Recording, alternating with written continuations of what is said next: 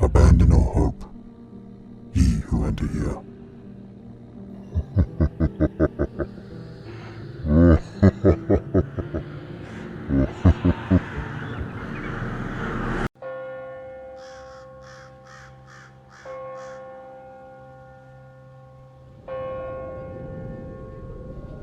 This happened in 2021, in the middle of summer at Myrtle Beach. Me and my boyfriend had just got a suite on the beach to celebrate our 4-year anniversary. We had walked to the beach until around 11 p.m. when we decided to go back to our room, since my boyfriend's stomach was bothering him.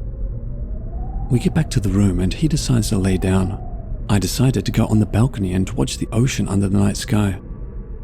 Our hotel room was between the 5th to 8th floor, and the beach was completely lit up for miles both ways. A lot of teenagers were on the beach, directly below me, partying and shooting fireworks. I watched, entertained, while they shot a huge firework into the sky. Suddenly, without thinking, my eyes instinctively landed on a man who was standing behind the boys. I saw this man so clearly. He was a black middle-aged man, wearing a white t-shirt and dark shorts. He was clearly distressed, and without hesitation the man does a 180 and starts running down the beach, away from where the fireworks were being shot. As this man got further away, I watched his body begin to vanish. I could literally see the beach through his body when finally the faintest glow outlined his body and he completely disappeared. My body froze, and I tried calming myself as I made my way to my boyfriend, trying to not freak out about what I just saw. For the rest of the night, we both heard a lot of weird noises. It started with the toilet seat in our bathroom being slammed down and the dishes in our cabinets being rattled. We both heard noises and barely got any sleep the entire night.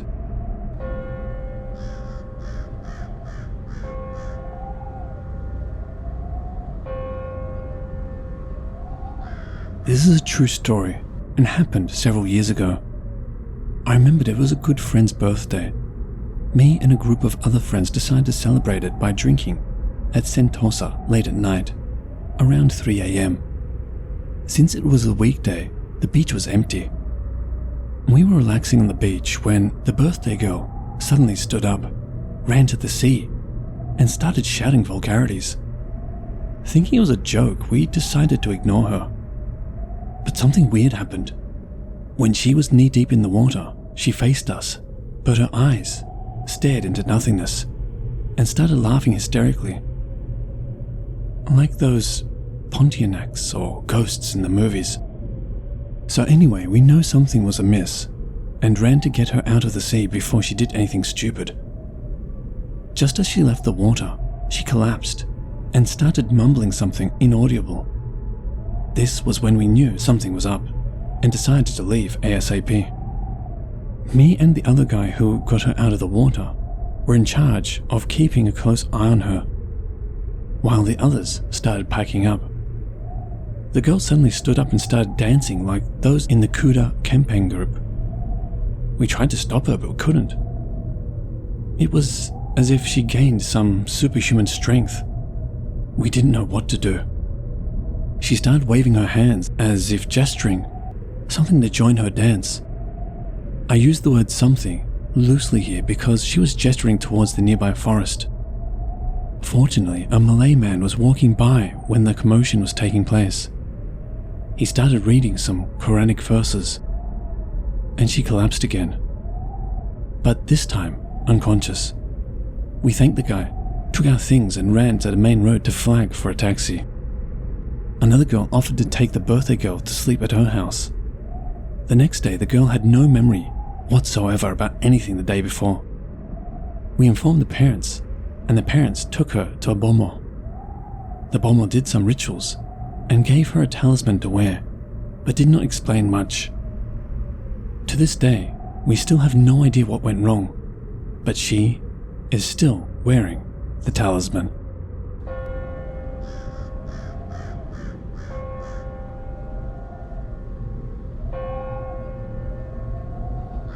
So this happened when I was around 9 or 10.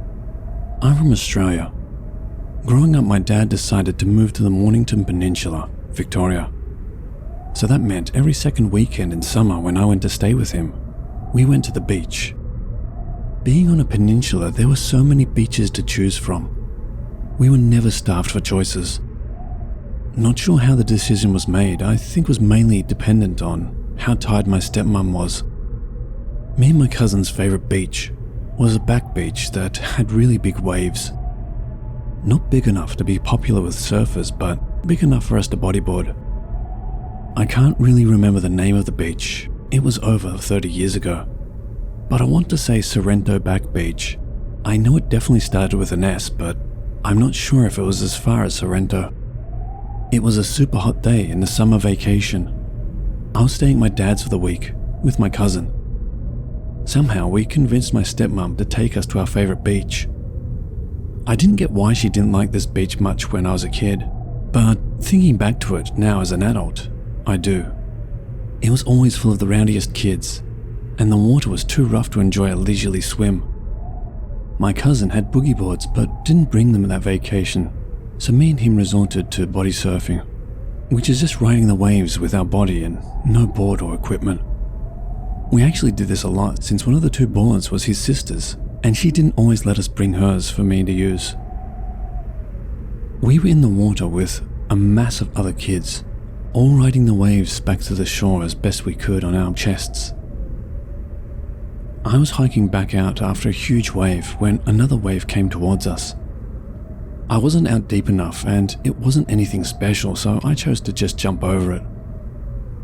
It was actually bigger than I thought it was, so I was up to my nose in the water. Then, something weird happened. Where I was in the water, I wasn't really too close to anyone else. But when I jumped, and the water lifted me up, my right foot connected with something. Something round, covered in something that felt like hair, and distinctly head-like. I don't know how, but I knew this was a head. It was also weirdly cold and clammy. As I said, there wasn't anyone close to me before the wave hit, or around me after. Terror swept through me, and I took off towards the shore. I looked back several times but never saw anyone come up again, and actually saw other kids go to that spot. Might not seem that scary to just hear this, but imagine being a kid, feeling this, and never seeing the reason for it. I tried thinking of possibilities but could come up with nothing. So what was it my foot connected with that summer day? A dead body? A kid pulled under who just happened to be where my foot was?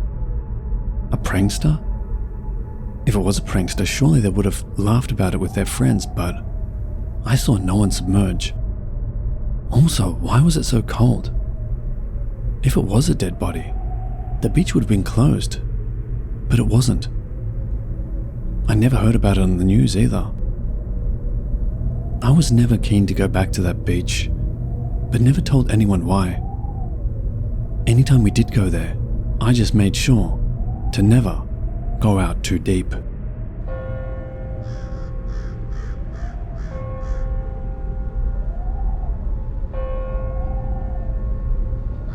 This is a story about when my good friends got together and went to the beach in the summer. At first, I was having fun on the beach, but one of my friends suddenly said to us, "Hey, let's jump down from there," pointing to a small cliff. It's a good place to jump in and play. It wasn't very high, but when I was little, I never had the courage to jump in. We had come to the sea for the first time in a long time, and we were all excited and immediately started running to the cliff. One of my friends brought a camera with him this day, so we all took an interesting pose to make memories, took a picture of the moment of jumping in and played for a while. "Huh? Noriko? Where did you go?" one person said. "I can't find Noriko anywhere I look." We all searched around the beach, but we could not find her, so we talked to the watchman's older brother and looked for her together, but we still couldn't find her. Everyone was thinking the worst. Maybe in the sea? Eventually the sun went down and everyone went home with the assurance of the watchman who told us, "I'll continue to search as best I can, so go home." It was about a week later that Noriko was found. Unfortunately, I had a bad feeling that this would be the outcome. Noriko seemed to have drowned in the sea. We were all upset, of course, but we thought at least we can give Noriko's family a picture of her having fun in the sea.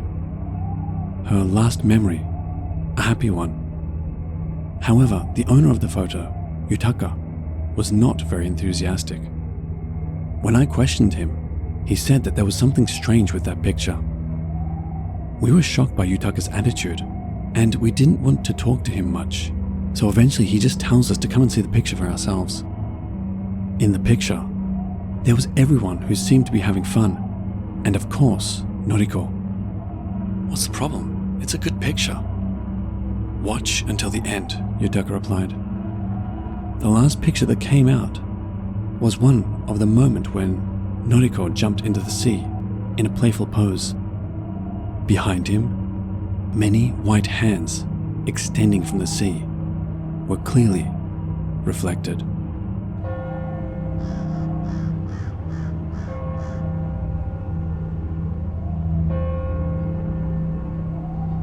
This happened in the summer of 2018. At that time, my friends and I liked to go to the beach at night to get some relief from the summer heat. We didn't really have air conditioning at home, and inside tended to get stuffy. But since we were close to the ocean, there was always a breeze at night. It was a super hot day with very little wind. My friend, Mark, called me up to go to the beach for a couple of beers and to cool down. It was so hot that I agreed straight away without giving it much thought. He tried getting two of my other friends to join us, but they said they were busy, so it was just the two of us. Now, we didn't live too far from a beach, but Mark said he had gone to one a little further up from the one we usually went to, and it was a good time, so we decided to go there. We loaded up our backpacks and jumped on our bikes. Better to not drink and drive. We rode for around 25 to 30 minutes, and then we were there. The beach was a bit more secluded than our usual, with a slight overhang and steps leading down. There were no benches or anything. It was a less popular beach after all, so we just sat on the sand and cracked open a beer each. Mark said our friend Jay decided that he would come down after work in about 45 minutes or so. He was also bringing some more beer and some weed, so it sounded like it was going to be a good night. We settled in, drinking and shooting the shit. The night was clear with an almost full moon and no clouds. The cool ocean breeze felt good. It was a perfect night. After about 20 minutes, Jay said he saw someone on the beach to our left, about a mile away. He pointed in the direction, and sure enough, there was what appeared to be a man by the shape of his body. They were just standing there facing our direction, not moving but clearly facing us. "Oh, Jay must be early," Mark said. "Yeah, but what's wrong with him?" I replied. "Maybe he's just trying to see if it's us. You know how he can be paranoid sometimes." "Yeah, true," I said, waving at him. Hey! The voice travelled across the beach from the figure's direction. The weird thing was that it sounded closer than it should have been, while being distant at the same time. "Come over, Jay. We're here," Mark yelled out. The figure stood there unmoving. Hey! Again, close but far. This time, I started feeling a little uneasy.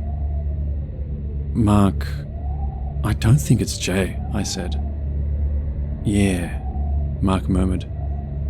Hey! The voice was getting more drawn out and distorted each time.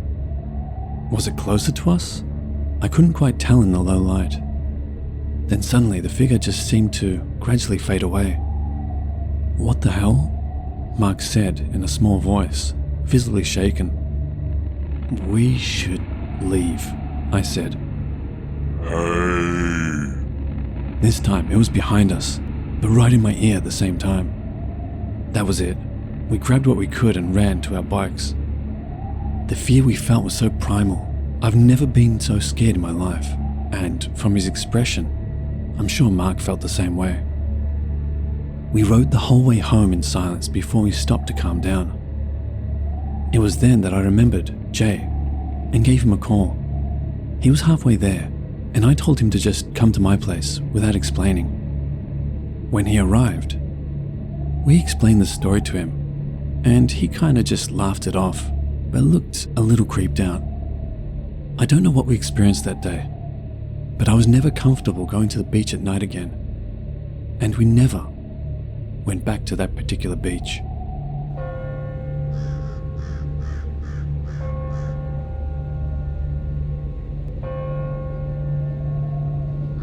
This is a story about when I went to the beach. On that day, I went to the beach with my friends, Tanaka and Sato. We didn't have an exact plan on where to go, but we just drove around until we found a nice sandy beach. "Hey, isn't this place good?" I said. Idiot, it's very crowded. It's better to have more space. While driving and talking back and forth to each other, I found a sandy beach mixed with rocky areas a little ways off from the crowded beach. There were almost no people there, and we liked the atmosphere.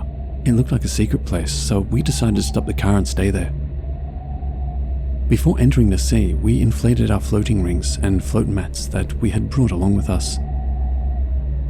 To be honest, I'm not very good at swimming, and the floating ring is my lifeline. Playing in the water itself was quite fun. The sea without all the people is comfortable, and the weather was nice and clear. It was a perfect day for swimming, playing with a beach ball, or just drifting around on the water on a float mat. While we were enjoying the water, Tanaka said he was going to the bathroom. "If you're going to take a piss, you can do it here." Shut up, I saw a toilet on the beach over there, so I'm going over there for a while. After seeing Tanaka off, I also felt like taking a break, so I lay down on the float mat I put on the edge of the beach. I thought it must have been at least 10 minutes since Tanaka had left. I was just beginning to get a little sleepy laying on the mat when I heard a voice calling people from the sea. This woke me up. Oi! I looked around to see where the voice was coming from, and I saw a figure that looked like Sato, waving to me a little offshore. Oi! What? Did something happen? Oi! I called out to him, but I thought maybe he couldn't hear me. He was just waving his hand towards me. Curiosity began to get the better of me, so I rode the float mat out to where Sato is. Oi! "What are you doing? You can't swim well." Oi! I call out while getting closer, but no matter what I say, the other side just repeats. Oi! What the hell is this? I was wondering. But then I began to notice. What? Who is that guy? I thought it was Sato because of the similar height, but when I looked closely, it was a completely different person. And, more concerningly, this individual doesn't even have a floating ring, where Sato, who has even less swimming ability than I do, can't come out to a place this deep without a floating ring. This man, he had stopped calling to me now, and he just stared at me with no expression. I was so scared. I hurriedly turned around and tried to get back to the sandy beach. However, the tide flows quickly. No matter how much I push the float mat, I can't get back to the shore. It is too strong. While I was struggling, something grabs my right ankle. I was dragged into the sea with a tremendous force, and although I struggled desperately, my hands slipped away from the float mat. "No, I'm going to die. Help me." In my struggles, my lungs were taking in water, and I couldn't take it much longer. Just when I thought it was all over for me, I was saved by a surfer who happened to be nearby. A few seconds longer, and I would have been a goner. I was pulled up onto the surfer's board, and he took me back to the sandy beach while I still struggled to breathe. Tanaka and Sato looked surprised, and rushed to my side when I got up from the sea. Hey, are you okay? They turned to the surfer. I'm sorry for the inconvenience, but thank you for helping our friend. No, I'm glad I noticed it early. It's just... What happened? The surfer answered Tanaka's words. You'd better stop swimming here. I saw it when I was trying to pull him onto my board. There was a man hanging onto his foot from the water. That's probably not human. on my right ankle, there was a bruise in the shape of a human hand. According to what I had heard later, that place is prohibited from swimming because there are many remote streams, and it is a place where local people never swim. Even now, when I hear a voice calling, "Oi!" I remember the immense fear I felt at that time.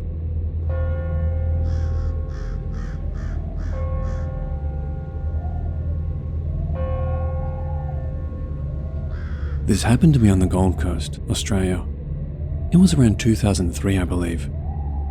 My family and I were visiting one of the many beautiful beaches for the day, and at the time were quite avid open water swimmers. As the beach was very busy that day, we wandered a little further south and found a nice, quiet spot. It was a little ways back from the beach itself. The water flowed via a narrow stream from the ocean and opened into a very deep inlet. We spent a few hours paddling on the shoreline and enjoying the peace and quiet. Perhaps we should have stopped to wonder why we were the only ones enjoying this particular swimming spot. After a while, we stopped for some lunch, and after finishing a nice feed, we returned to the water again.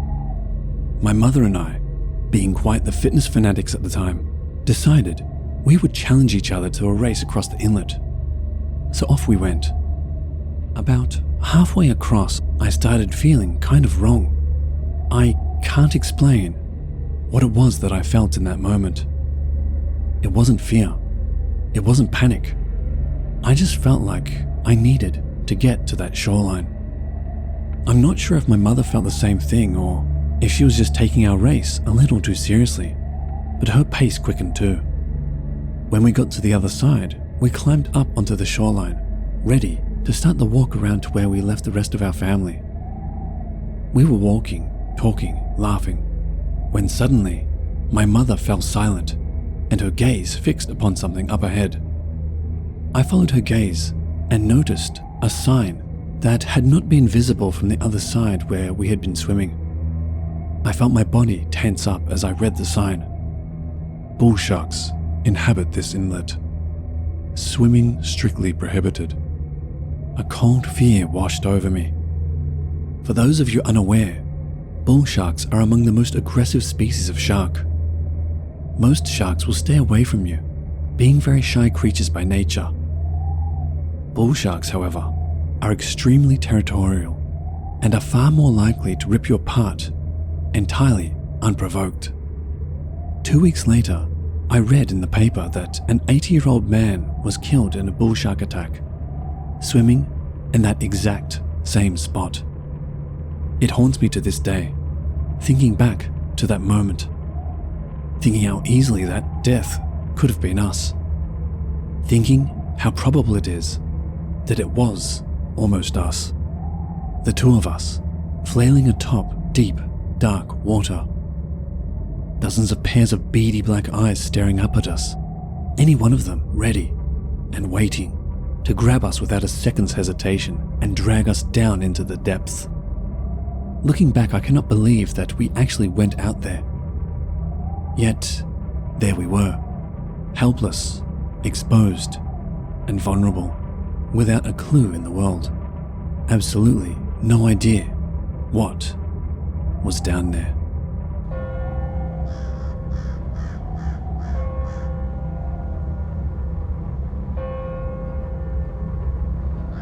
Watch out when you go to East Coast Park for chalet or barbecue, because this could happen to you.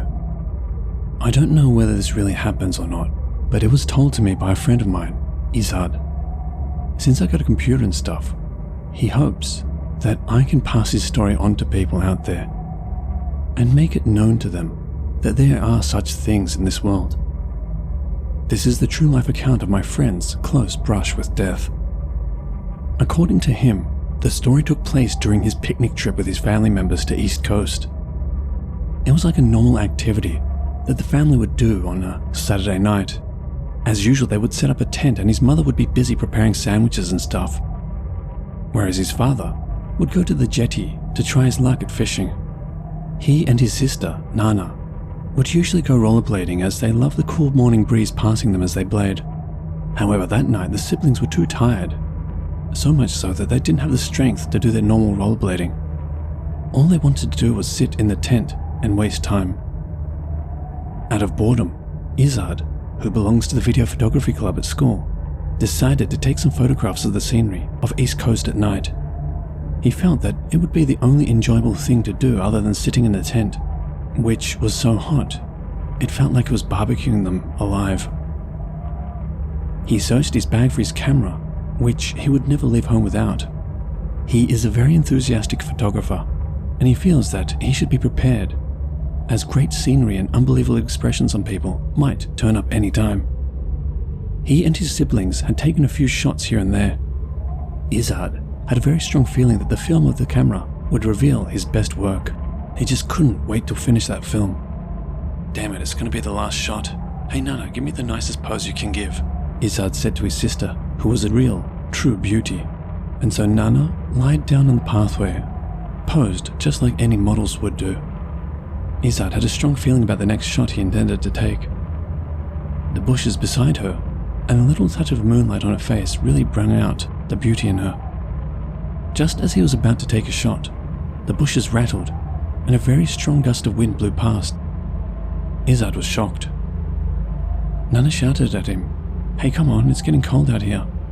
Take this last shot quick." Nana seemed shivery. Izard was unsure whether he wanted to take the shot or not. He just felt uneasy. Could it be? He just tried to get it out of his mind. It's only the wind, he kept thinking to himself. Finally, he was ready to take the shot. "Nana, get ready. Izard behind you," Nana shouted before she ran away. Izard, without much hesitation, turned around and what he saw freaked him out. During the long exchange of eye contact, Izard had managed to click his last shot on what he saw.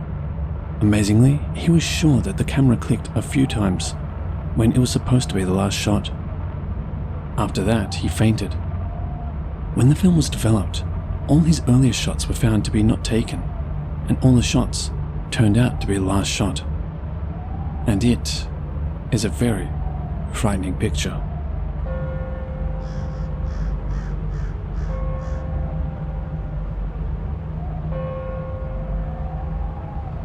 This was maybe 8 or 9 years back. I was an office worker at the time. It was not uncommon that we would have to stay back to work late at times to catch up on paperwork, especially as the financial year came to an end. It was one of such nights. It wasn't quite the deadline, but I was going on vacation soon and had to get all my work in order. I won't go into details as that is not what this story is about, and the boredom would stop you from listening. As fate would have it, I was the last one left, hunched over my desk in my cubicle, trying to get all my work done. As a rule, to save money, if there was only 1 or 2 people in the office, then only the personal desk lights and the bare minimum of lighting would be used. So my desk was an island in a sea of blackness. I wasn't quite the only one in the building though. There was a security guard at his desk on level 1 who would do rounds from time to time, and also a small cleaning crew who would be through around 2 to 3 a.m. I was hoping to be out by then, but maybe I wouldn't.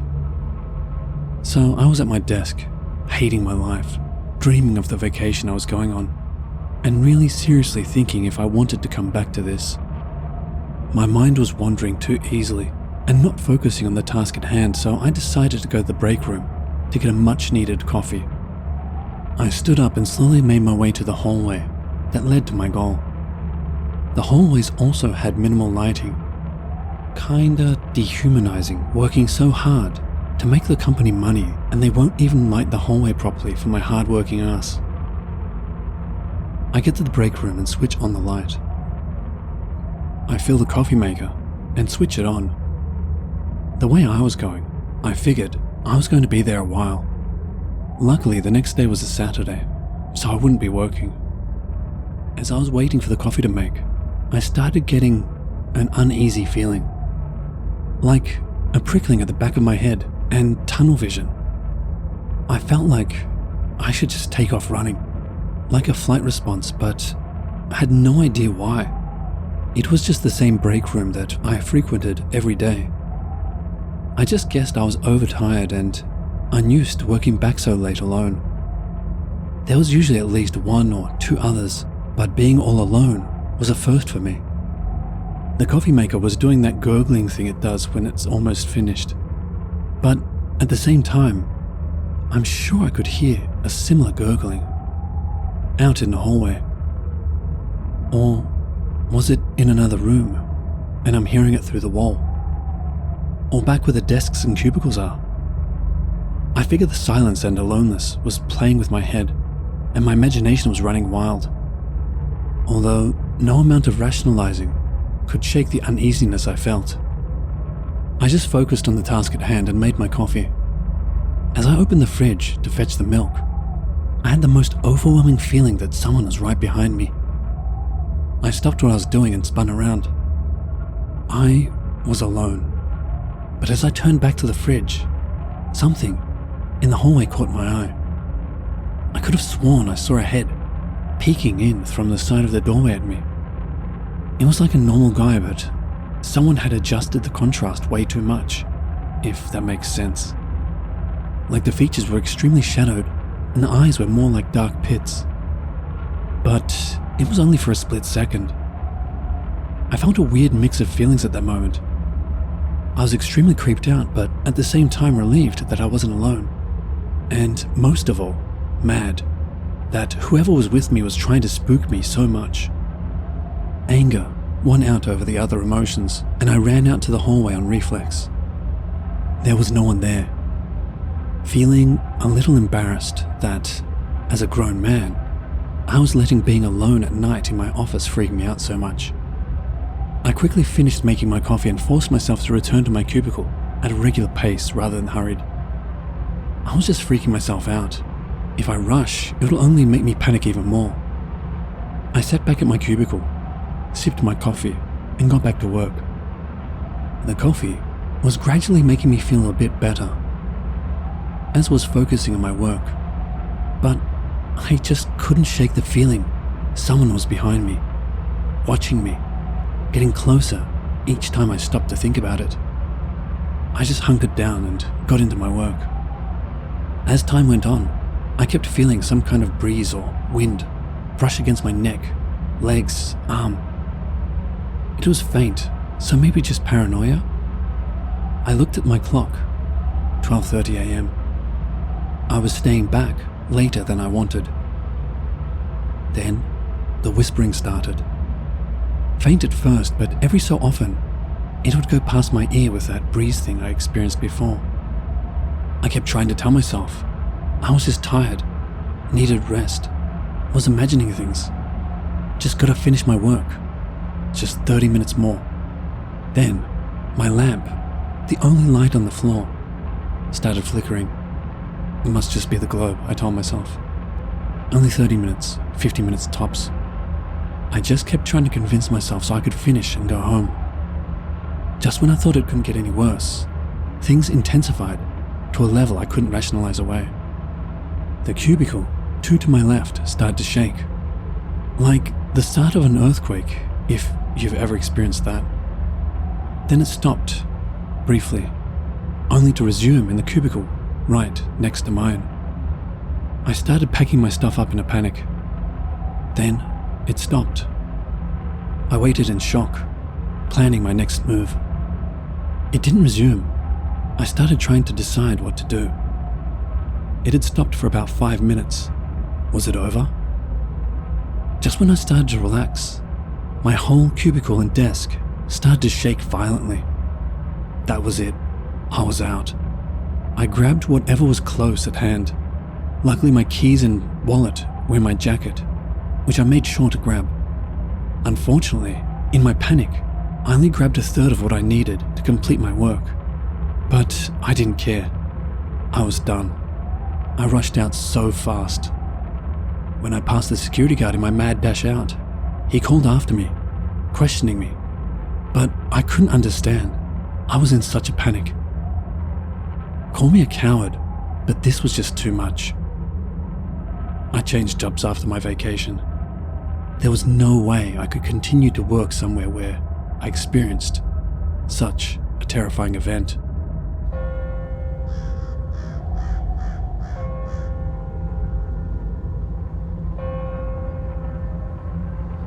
This is my sister's friend's story. I found it pretty creepy, so I figured you guys would too. My sister works as a nurse. When she was a student, she was sent to various hospitals to work with nurses. This was the same for all of her other student friends. My sister heard this story when she met up with one of her close friends. She said that even though they were sat in a warm coffee shop when she heard this story, she had chills race up her spine. So the hospital that my sister's close friend worked at was in a rural location. It wasn't your typical busy hospital. It didn't have that many patients. She was working the night shift on the night that this took place. She was doing her rounds, checking on the patients, the usual. There were only a few patients on her ward. They say those long, dark hospital hallways can be quite eerie in the dead of night. However, my sister and her friend tell me that you get used to that kind of thing after a while. I don't know if I could. I'm a bit of a scaredy cat. After doing her rounds, she headed back to the nurse's station to see how her colleagues on the night shift were doing. She was there updating some paperwork and chatting when she heard an alert. When a nurse call button is pressed, it sends an alert to the nurse's station. A patient needed some attention. There was one problem though. The room in which the nurse call came from was vacant. That room had been empty since a patient passed away in it last week. "Is this a prank?" one of her colleagues asked. "Well, someone pressed the call button, so I guess I better check it," she replied. She was a little scared, but since she was the student nurse, she thought she would show initiative rather than be told to do it. She was the youngest and got bossed around the most. So off she went to investigate the call from the empty room. Her heart was pounding in her chest as she walked down the hallway. She had always been terrified by the thought of the paranormal. She went down to the corner room in which the call came from and opened the door. She stepped inside of the dark, unused hospital room. There was no one in there. It was just an empty room. Maybe it's just a malfunction, a ghost in the machine. It was hard to say. She guessed that it could have been a prank too. Maybe some bored patient started scampering around the ward and then quickly ran back to bed. The button could be broken too. It could have been a number of things. She turned to leave the room, put her hand against the door to push it open, but it didn't budge. Locked. It was locked.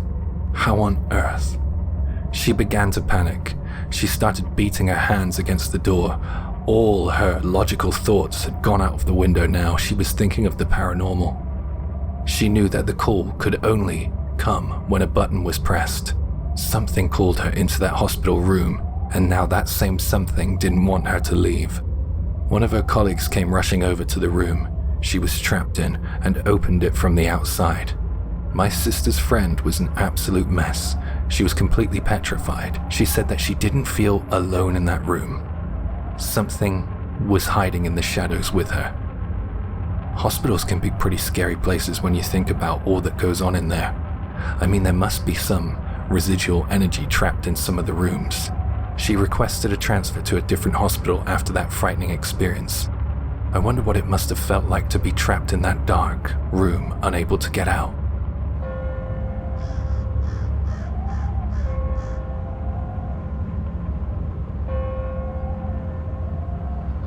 Hi everyone, I'm Jack, and I work the 7-Eleven midnight shift. Once, I was doing the night shift, and my coworker told me he would like to go outside to smoke a while. As there were no customers this late, I told him to come back in 10 minutes. While waiting, I took out my Manchester United magazine and started reading. As I was tearing at the Ryan Giggs poster, I heard the chime of the door sensor and saw this man dressed in a black t-shirt and black cap enter. He proceeded to the Slurpee machine, and I carried on with my magazine, not wanting to bother him, although I wondered why he wanted a Slurpee this late. I heard the familiar sound of the machine vibrating as he pulled the valve. Suddenly, I heard a splash and thought he must have spilt the drink. Damn clumsy, I thought. And I thought of the mess I had to clean up later. As I left the counter to check it out, I saw that the man had gone. I peered over the shelves and tried to pick him out, but he was nowhere to be seen. I wondered how he could have possibly just disappeared. As I made my way back to the counter, I heard the door chime, even though there was no one at all. The door did not even open.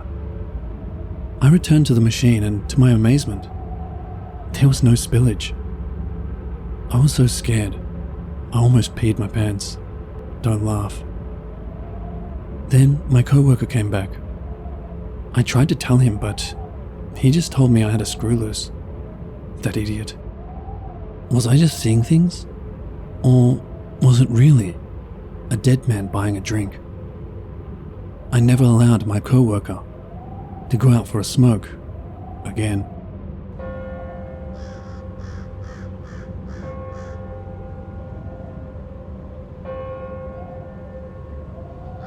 This happened when I was a student. I had a part-time job in a restaurant. The restaurant closed each night at 3 a.m. I was living in a student city. By that I mean there was no shortages of students looking for part-time work. I guess you could say I was lucky to have a job. One thing about living in a student city is that when it's Obon, everyone heads home. I'm not sure if you're familiar with Obon, so let me just explain it quickly. Obon is an annual Buddhist event for commemorating one's ancestors. It is believed that each year during Obon, the ancestors' spirits return to this world in order to visit their relatives. Obon is mainly observed from August 13th to the 16th. The Obon week in mid-August is one of Japan's 3 major holiday seasons. Pretty much all of the student workers were eager to either head home and see their families or simply have some time off for the Obon holidays. I was happy to keep working that summer though. I needed the money. The working rota would go like this. 1 full-time worker and 2 part-time workers would work most of the night shifts at the restaurant. And that was the same during Obon.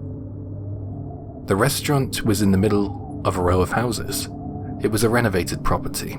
I mean, the houses were detached and not next to the restaurant. That would have been annoying for the residents if that was the case. The second floor of the restaurant wasn't used for customers. It was used as a storage room where we kept equipment and supplies. There were some odd things up there.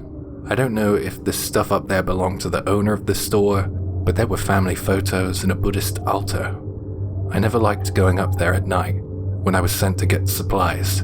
It creeped me out. The following incident happened on the 13th of August last year, the night before Obon officially began, just into the early hours of the actual day, and I'll never forget it. It had been a busy night. I was just about to finish my shift. I left the building to turn off the outdoor lighting in front of the restaurant. There was a motion sensor above the door to the restaurant, so when a customer walked through the door, it made a ping-pong sound that alerted us workers. When I came back inside, I started to clean the floor in the kitchen, hoping that we were done for the night. The other employees were back there in the kitchen with me and they were cleaning down too. I heard the door sensor go off. I wondered if a customer had just walked through the doors, even though we were about to close. I called out a welcome as a kind of knee-jerk reaction. It was what we had to do every time a customer came through the doors. Someone's here! I went to look through the doors to see who was coming through them, and I was surprised to see that there was no one there. All the lights at the front of the store were off, and it was 3 a.m. We didn't usually have customers at that time of night. It was odd. The full-time employee came out from the back, and I looked over at him. He said, "Customer?" I walked back towards him and the kitchen and said, "No, actually." I could tell he was thinking the same thoughts as I was. Then why did we hear the entrance chime? We looked at one another in silence for a few moments. Then we heard a loud noise coming from the back of the store. It sounded as if something very heavy had been dropped or slammed. Naturally, the last couple of events had creeped us out. Was someone out there messing with us? We went to look out the back, but there was nothing, and no one out there. I guess that it might have been a stray cat knocking something off of a high place outside the back door. It's happened before. But this was Obon, and my head started to slowly fill itself with legends and ghost stories. The kind of stuff I had heard from a young age. The dead's spirits return for Obon, don't they? The logical part of my brain told me that it was nothing but a coincidence, and to just hurry up and finish my shift. I was thinking a lot of things, I can't remember them all. It's been about a year since this happened. We cleaned down and got everything we needed to do done. Last year, I didn't work Obon, because I went home to see my family. One of the part-time employees said to me something like this happened last year too. I wondered if she was trying to purposely scare me or prank me. We were chatting and I felt as if she was about to tell me what happened last year, but she was interrupted by the sound of the sensor under the door. Ping pong. The timing seemed cartoon-like. This couldn't be real. At this time, I didn't say welcome. I just looked over to the dark entrance once again. There was no one there. It was actually scary at this point. It was as if something was there, we just couldn't see it. It was almost as if I could feel something staring straight at me, right out of the darkness. I didn't think my colleagues were pranking me anymore. I just wanted to leave, and thankfully I did without any further ghostly goings-on. I worked the night shift a few times after that, and nothing similar ever happened again. Well, the sensor at the entrance did malfunction once, but I feel like what happened to Obon was a bit different. I guess it probably doesn't sound as creepy as it was, but in those moments in the dark with something close by, I was terrified.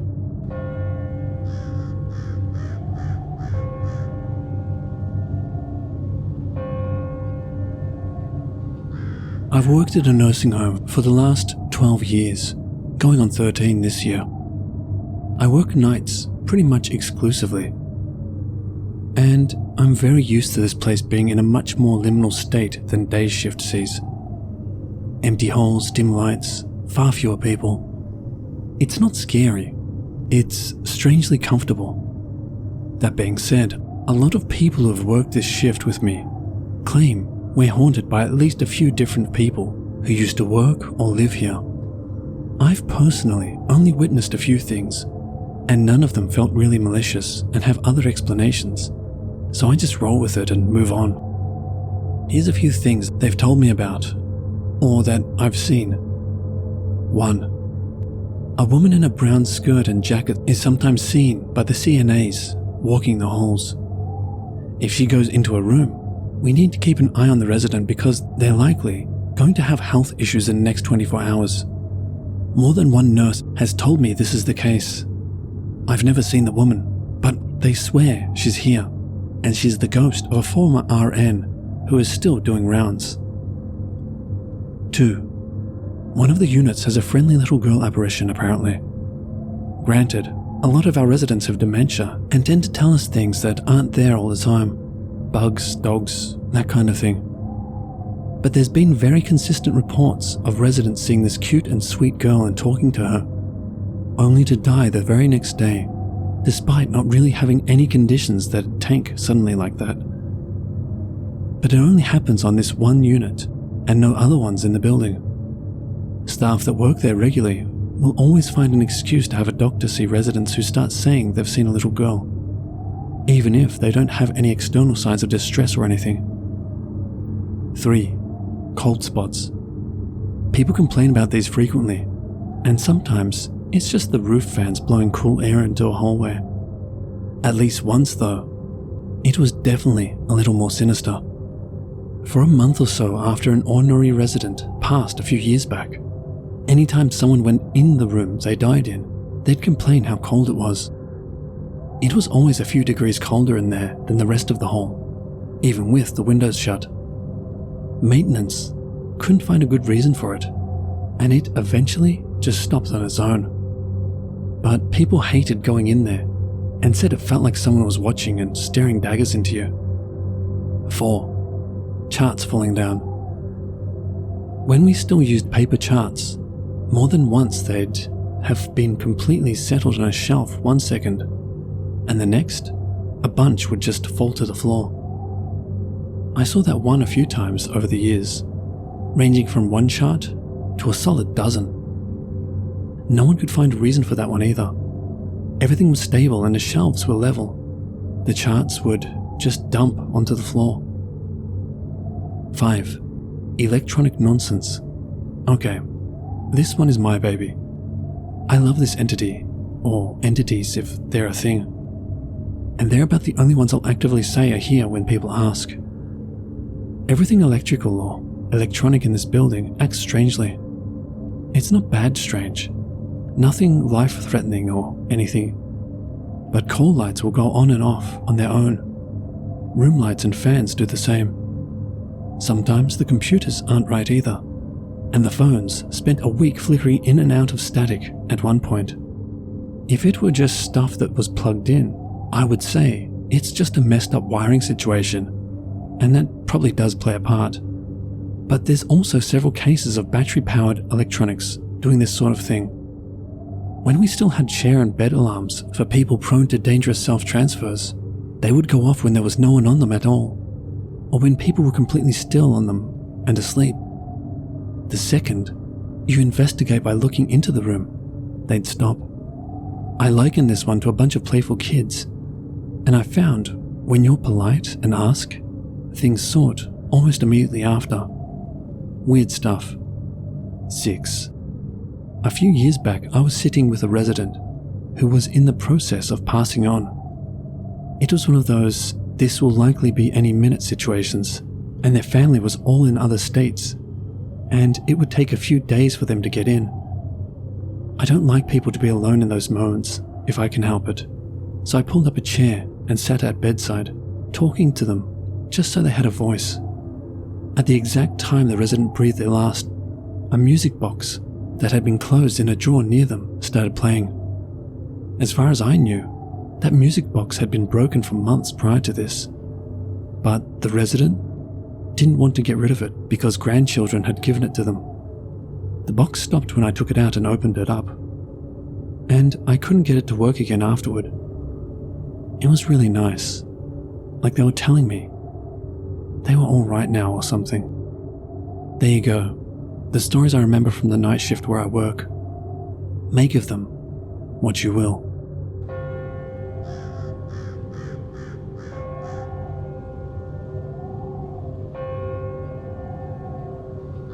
This happened pretty recently, and because of it, I'll be quitting my job at the end of this month.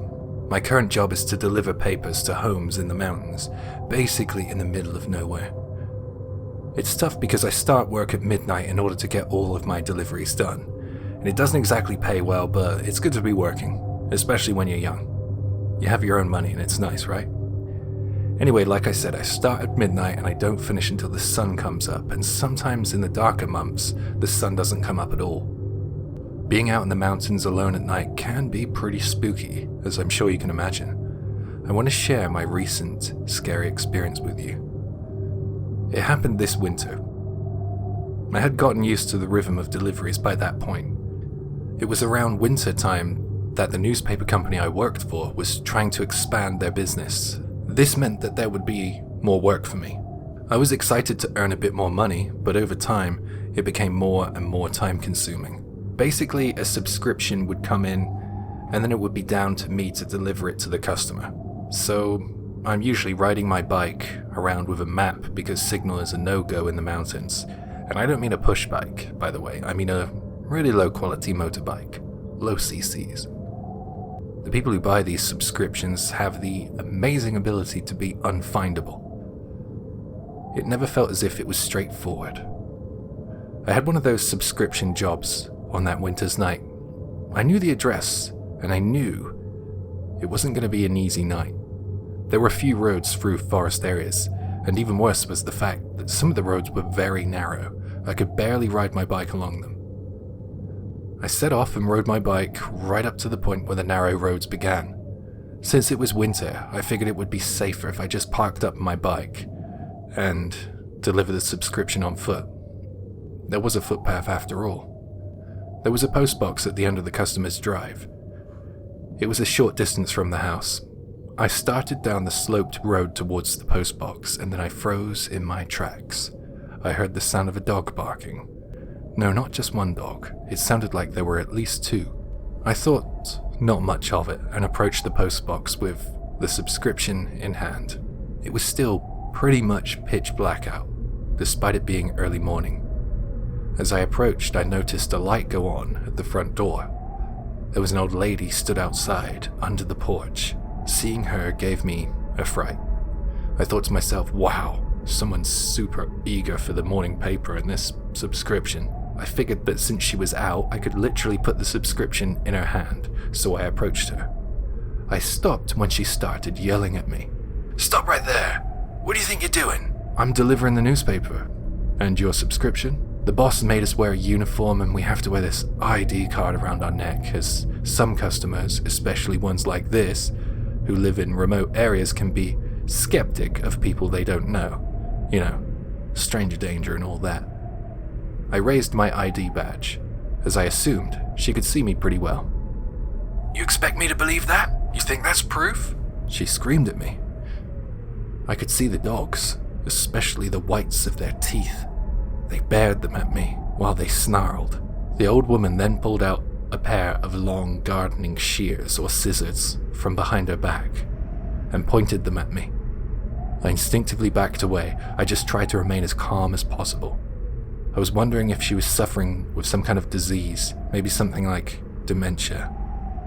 If she came at me with those long scissors, I planned on pushing them away or trying to kick her in the abdomen. I practiced full contact karate. However, she was an old lady. I don't know if I could have done that to her, and I hoped that it wouldn't come to that. I just said, "Well then, I'll just leave this here and be on my way," and with that I turned to leave. I didn't get paid enough to deal with this rubbish. I upped my pace as the old lady was still shouting at me. She sounded as if she was getting really riled up. The dogs were really barking at me now. I turned to look over my shoulder and I saw her let go of their leashes. She was walking towards me, slashing the air with her scissors. She wasn't making any sense. I couldn't make out a single word that she was shouting at me. And it was time to run now. I raced up the hill as I heard the dogs chasing me. I couldn't believe it. She literally released the hounds on me. I ran up the hill as fast as I could. I needed to get back to my motorbike. I got back to my bike, kicked out the stand and hopped on. I started the engine and had a quick look behind me, and I saw the tips of the dogs' heads coming up the slope, and then I pulled away without looking back again. It was really scary, to be honest. I think myself incredibly lucky to get out of there without any injuries. I mean, it would be a different story if I had a push bike. Those dogs wanted to bite me, I could tell. The old woman looked as if she would have joined in too. I imagined her plunging those large gardening scissors into my gut. I shudder at the thought now. After I delivered all my newspapers and my subscriptions, I spoke with my boss and told him about my close call. He decided that he would make contact with the customer to see what was going on, and I could already imagine him taking the side of the customer. It was just the kind of guy he was. However, he found out that the customer's phone number was no longer in use, so he decided to go out there himself and speak to the customer in person. I told him to watch out for the dogs. He said that he would let me know how it went when I came back to work next. I spoke to him the next day and he told me he went out there to meet the customer, but he found nothing but an abandoned house. He then made contact with the subscription company to find out why someone would want to send a subscription to an empty house. It was at this point we learned that the subscription company had fudged the numbers to make our company take their business. They wanted it to look like they had more customers than they did. They had a quota to fill, so they gave out a couple of addresses of abandoned homes. That's stupid. Who the hell was that woman with the dogs then? I have no idea, but when I think back to it now, how hate-filled her face was, it just gives me the shivers, hence my resignation from the newspaper job. Anyway, I'm working till the end of the month, so I hope I don't get sent anywhere near the scissor woman's house. I only have a couple of days of work left, it'll be fine. Hi, there's a note from me, Jay. There were no other posts by this author.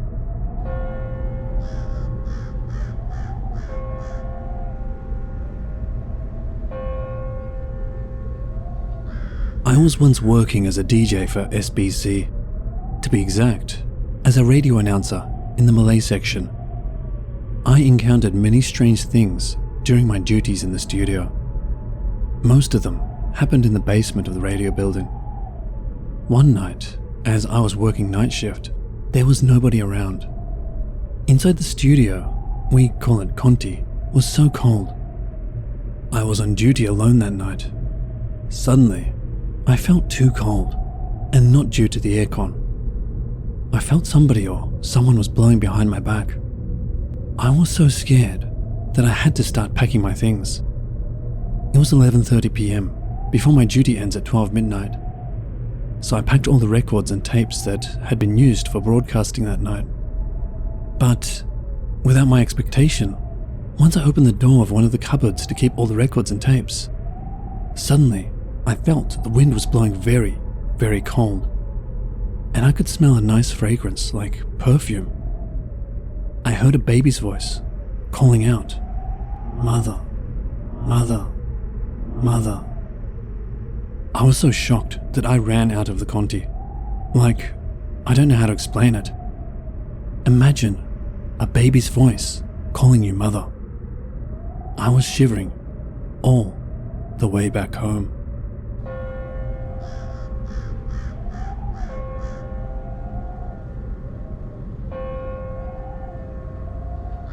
Before I start, let me say I'm not unfamiliar with the paranormal.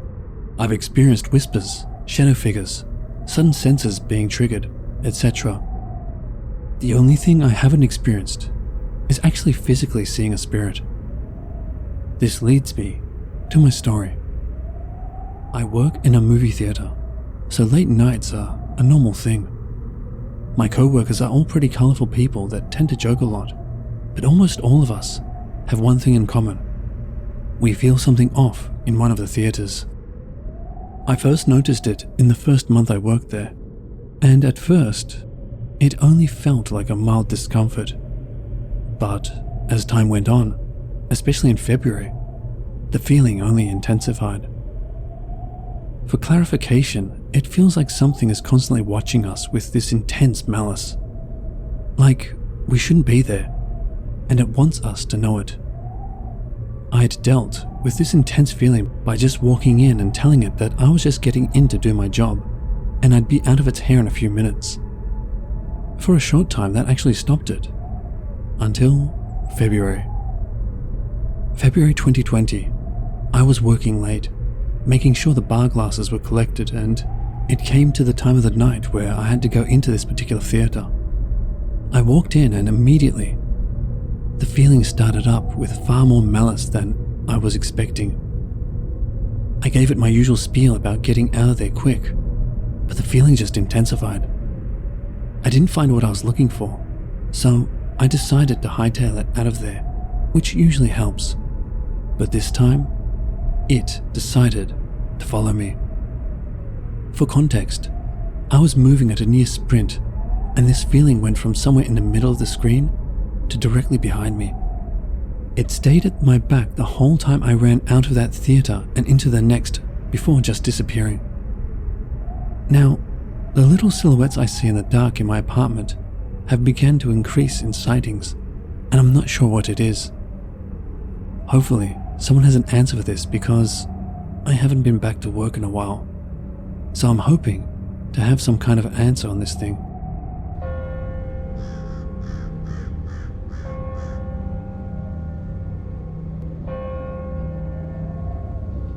Growing up, we stayed at my grandparents' house during the holidays. Both my parents worked full-time, so it made handling us over the vacation difficult. Our grandparents lived in the countryside in an old creepy house. I always remember it had a weird smell to it. Kinda sweet, but not in a good way. I want to say old cheese, but to be honest, I don't know what that smells like. My brother and I would share a room. We had a separate musty old bed each with what I called old people flowers print on the blankets. Whenever our parents said we were staying there, we begged not to. Not only was it boring, but as we got older, we noticed weird things more and more. Maybe we slept heavier when we were younger, I don't know. At night, we would hear our grandparents' voices outside calling to us. The first time it happened, I looked out the window, but saw nothing. When I turned around, I saw my brother was awake. "I hear them too," he whispered, eyes wide. I hurried back to bed and put my blankets over my head. After that, we started hearing knocks from inside the walls at night. Never more than one at a time though. So, thinking back, this wasn't paranormal? Here's one event I remember quite clearly. My brother and I were a little older by now, and my grandparents let us stay up a little later to watch TV or read or whatever. They always went to bed around 8 p.m. and told us that we had to be in bed by 9 to 9:30. Being a little rebellious, we always stayed up until around 10 or even later after we figured out that they slept like logs. Anyways, we were staying up watching TV in the living room. I was lying down on the old brown sofa, and my brother was sitting on the floor, leaning against it. We then hear a knock behind us. We both kind of jump because of the silence of the house and the suddenness of the knock. But when nothing further happens, we settle back down into watching TV. Then, we hear another knock off to the left of us, on the wall we were closest to. Then I hear my grandfather's voice calling out to me from outside. Then another knock, this time from the TV stand.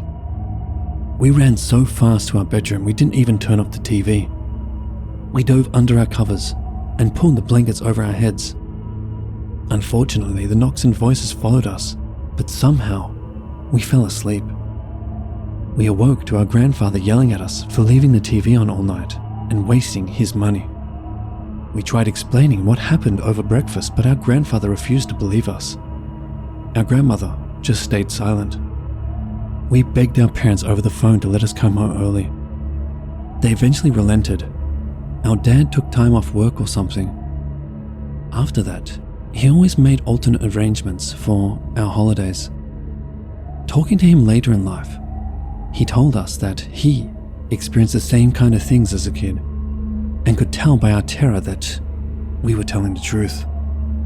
We still went over to our grandparents for special events like Christmas, but thankfully, never stayed overnight there, ever again.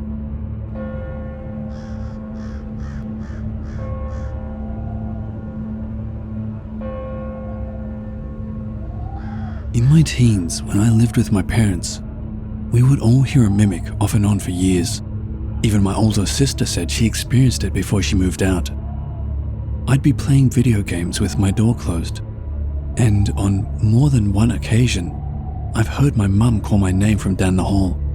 I would immediately pause the game and crack my door open, and my mum wouldn't be standing there.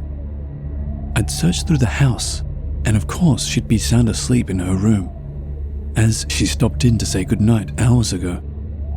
After a while I got used to that trick, so the next time I heard what I thought was my mum's voice, I'd ignore it and wait.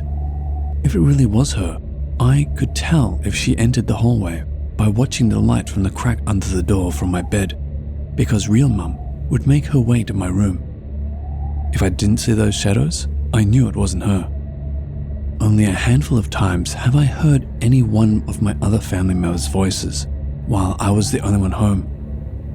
When I was like 10, I rode the bus home from school and would often beat my parents home. I'd set up in the front room and do my homework while I waited for them to get back home. Nokia bricks were a thing, so I'd give them a call and say I made it home. I would get focused on my homework or daydreaming or whatever, and I'd hear my mum or dad call out that they were home from the same hallway by my bedroom. There was a door to the laundry room and garage halfway down the hall. Only the problem was that I did not hear the loud garage door or garage entry door open or shut, just a sudden spontaneous voice out of nowhere. My dog would hear the voice too. It would bark and then show visible confusion and then growl. My mum would also regularly pop into my room or wherever I was and ask if I called her or if I said something. The answer was mostly no. She would also pop in with an answer to an irrelevant question a mimic apparently asked on my behalf. On occasion, I'd catch Mum respond to a mimic's voice that I did not hear. Even I'd do the same. Mum would also tell me she heard my voice and my dad's voice when she was getting ready for bed or deep into the night. On another occasion, we both heard my sister interject in a conversation of ours from the other room. We were having some conversation about a TV series we liked in the kitchen. Then both of us heard my sister's voice say, "Hello, I'm here," clear as day from the other room. This is years after my sister moved out. She still had a key for emergencies, but one look around the corner told us she didn't use it that day. Kind of amazing that we both heard that, and the mimic must have been holding onto my sister's 16-year-old voice for years. The most disturbing aspect of the mimic was that I felt it could distort or alter our speech in real time, as if it was speaking through a curtain that was between us. My mum and I are having a conversation about the groceries. Mum would ask what I wanted. I'd tell her some stuff that I was craving. She responds with some ingredient that'd be good, and I heard her say, "Oh, how about you get lost?" Which was completely out of context, and the words I heard didn't even match how her mouth moved. I asked, "What?" And she repeated. I said, "Oh, how about some fresh basil?" If you made it this far, thanks for the listen. Feels good to share these little experiences.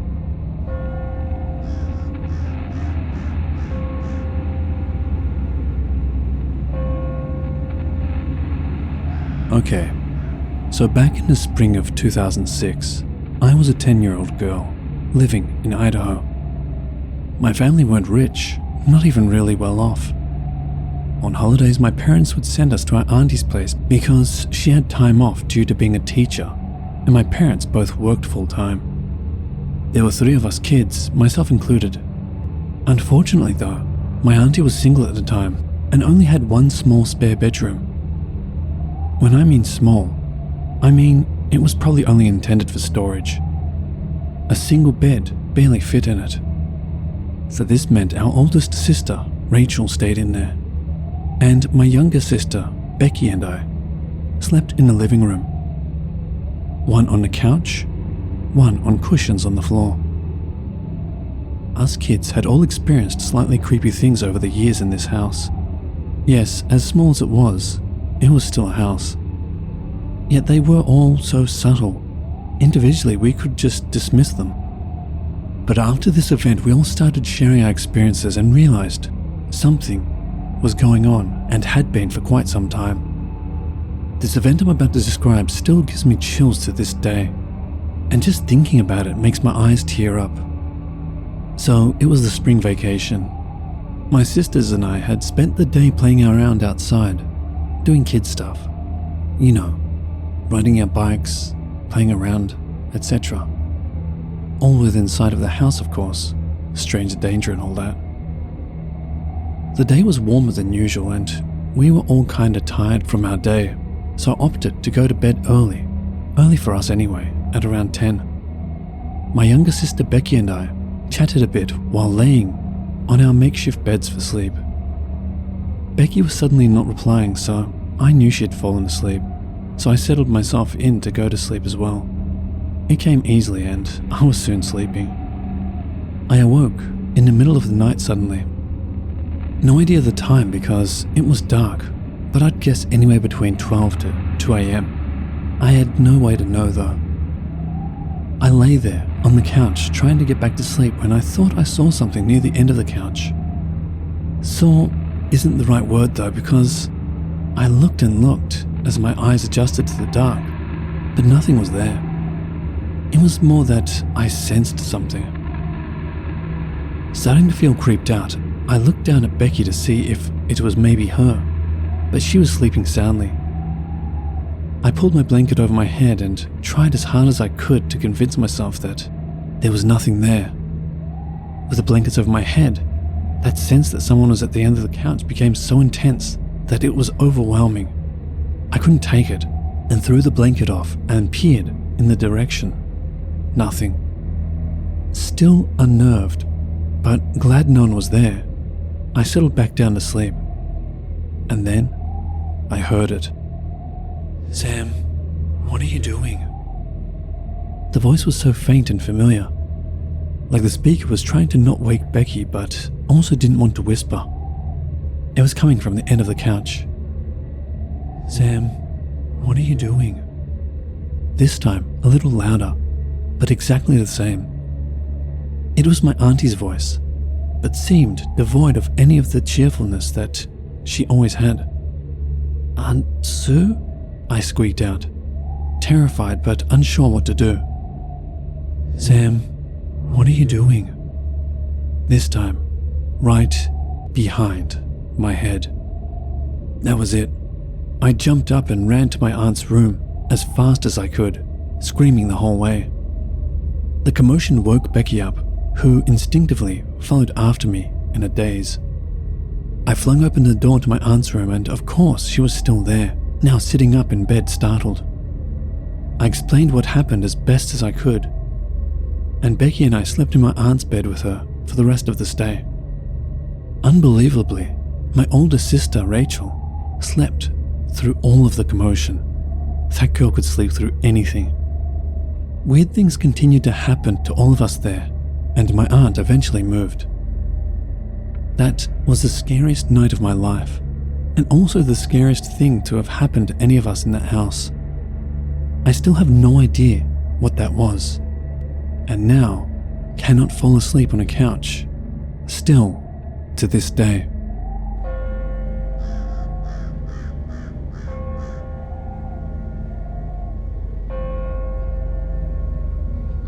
One summer, my dad was home for a few weeks to fix the roof on one of the buildings on our property.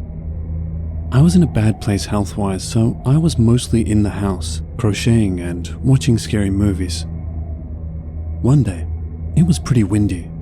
It's usually windy here, but it was rattling the windows and making a lot of noise. Clearly not a great day to be on the roof. So my dad had promised that he wouldn't get up on the ladder and just do some other yard work. I'd grown tired of whatever I'd been watching, and so I had the TV off and was focusing on my crocheting. My dad hadn't been back to the house since lunch, but he had said he would probably just lay in a hammock and read for a bit. I suddenly heard him scream my name. His voice was sure with his unique accent in a terrified tone. My name is Vanessa, so it wasn't something indistinct or easily misheard. I was worried he had gotten on the roof and lost the ladder, and that he was hanging off the roof and calling to me in terror. So I ran as fast as I could, straight into him, around the back of the house. He had a terrified look on his face, and he was out of breath like he had been running too. He asked me what was wrong. I said I'd heard him scream my name, so I assumed he was in danger. He said he'd heard me screaming in fear as if I were hurt or in danger. Now, be cool about this. I call my dad Daddy. Anyway, Daddy does not sound anything like Vanessa. Like, not at all. And we had both hurried, so it had been at the same time that we had both heard the screams, and in each other's voices. For weeks, we tried to debunk this occurrence. We rattled the loose windows, creaked doors, listened to the tree branches when it was windy. Nothing came close. We have had a lot of small spooky things happen on the property before, but this one was obnoxious because of the mimicry of our voices. We can't figure out why it happened. If it was a ghost, demon, whatever. What was it trying to accomplish? Was it just pulling a prank? Either way, we still check out any weird stuff, and don't let this instance of mimicry lead us to assuming it's a trick instead of an actual emergency.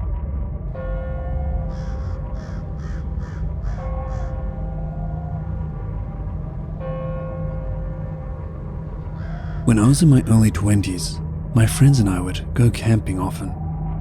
It was great to get out in nature, away from the noise of the city, and just drink and unwind with friends. As we got older, the friend group started going their own ways. It wasn't from fights or anything like that, just what happens when people get older and drift apart. People getting job opportunities in different parts of the country, having kids, you know, that kind of thing. I was around 28 years old and was feeling the call of the wild again, so to speak. I suggested to my boyfriend, now husband, to go camping next chance we got. But having grown up in the city and never having gone camping, he was extremely reluctant. We'll call him Steve for privacy. So Steve and I came to a compromise. Rather than go tent camping, we would get a cabin, you know, just ease him into the wilderness. I checked around online and found one that looked decent at a reasonable price, but also far enough out of the city to give you the camping experience. Campfires, marshmallows, drinking on the stars, hiking, that kind of thing. It was late fall when we set out. I always preferred camping in fall, and although late fall was a little cooler, I figured we would be in a cabin, so Steve shouldn't be too uncomfortable. We packed everything we would need for the weekend and drove to the cabin. After about 2 hours of driving, we arrived. We picked up the keys from the office and proceeded to the cabin. It was amazing. The cabins at that campground were spaced out a lot, so there was more privacy. The woods surrounding us were dense, and you could smell that forest smell. The cabin itself was that rustic log cabin style and well maintained. It was perfect. We unpacked and got settled. Went for a short hike around the lake, which wasn't too far away, and then came back for dinner. Steve cooked up some steaks, and I went to go get some firewood for the campfire. It wouldn't be a proper camping experience without marshmallows and drinking next to the campfire, would it? I started the campfire, and we ate dinner. After, we went out to drink some beers under the stars and roast marshmallows on a campfire. Steve was starting to really warm to the whole camping thing. I was happy. We went to bed after a couple of beers, tired from the busy day. I woke up at around 1 a.m. to go to the bathroom. After I finished and was heading back to bed, I heard something strange. There was a scratching at the front door. I paused and listened for a bit. Thinking it was just an animal, I started to continue to bed. Then, I heard something which my brain just could not comprehend. I heard a voice from where I heard the scratching, but it wasn't just any voice. It was Steve's. I couldn't quite make out the words. It just sounded like nonsense. Eventually, I could make out, Hello? and Are you there? as these were repeated again and again, but they always sounded exactly the same, like it was a recording or something. I almost went to the door, but a feeling of intense dread held me back. I was kind of frozen in place. I managed to free myself and went to check to see if Steve was still in bed. He was. What the hell? Not knowing what to do, I shook him awake and tried explaining as best I could. I was so shaken up, I couldn't really explain myself properly though. Steve could see the terror in my face and knew something was wrong. He went to the front door and turned the light on. Looking out the window, he saw nothing. He also heard nothing. Whatever it was had moved on. Was I just imagining things? Steve came back to bed and comforted me. I gradually drifted back to sleep. In the morning, over breakfast, I explained what happened to him. As I told him the story, his face visibly paled. When you were outside getting firewood and making the fire yesterday, I thought I heard you calling me from the bedroom, he said. I didn't say anything because I didn't want to worry you and make you think I wasn't enjoying myself. I didn't know what to say. I wanted to make a possible reason, but something similar happened to me too. Maybe we were both just exhausted from the drive, and the day's activities was the best I could come up with. We both agreed to put it out of our minds and try to enjoy the day. We were going home tomorrow after all. We went out hiking again and noticed the distinct lack of other campers. As much as we tried to enjoy, it was hard to not feel uncomfortable. As we were hiking around the lake and small hill near the cabin, we both heard murmuring in the forest around us. It was in our voices too. We ended up cutting our planned hike short and heading back to the cabin. It was just too much. When we got back, we were torn between roughing it out and staying, or just cutting our losses and going home early. The decision was made for us when we both heard my voice outside towards the rear of the cabin saying indiscernible words. That was it. We hurriedly packed our car and left. I cannot express the terror of hearing our own voices but not seeing the source. We returned the key and left without a word. The owner didn't even seem surprised. After that experience, I don't know if I will ever be able to convince Steve to go camping again. And I'm not sure I'd want to.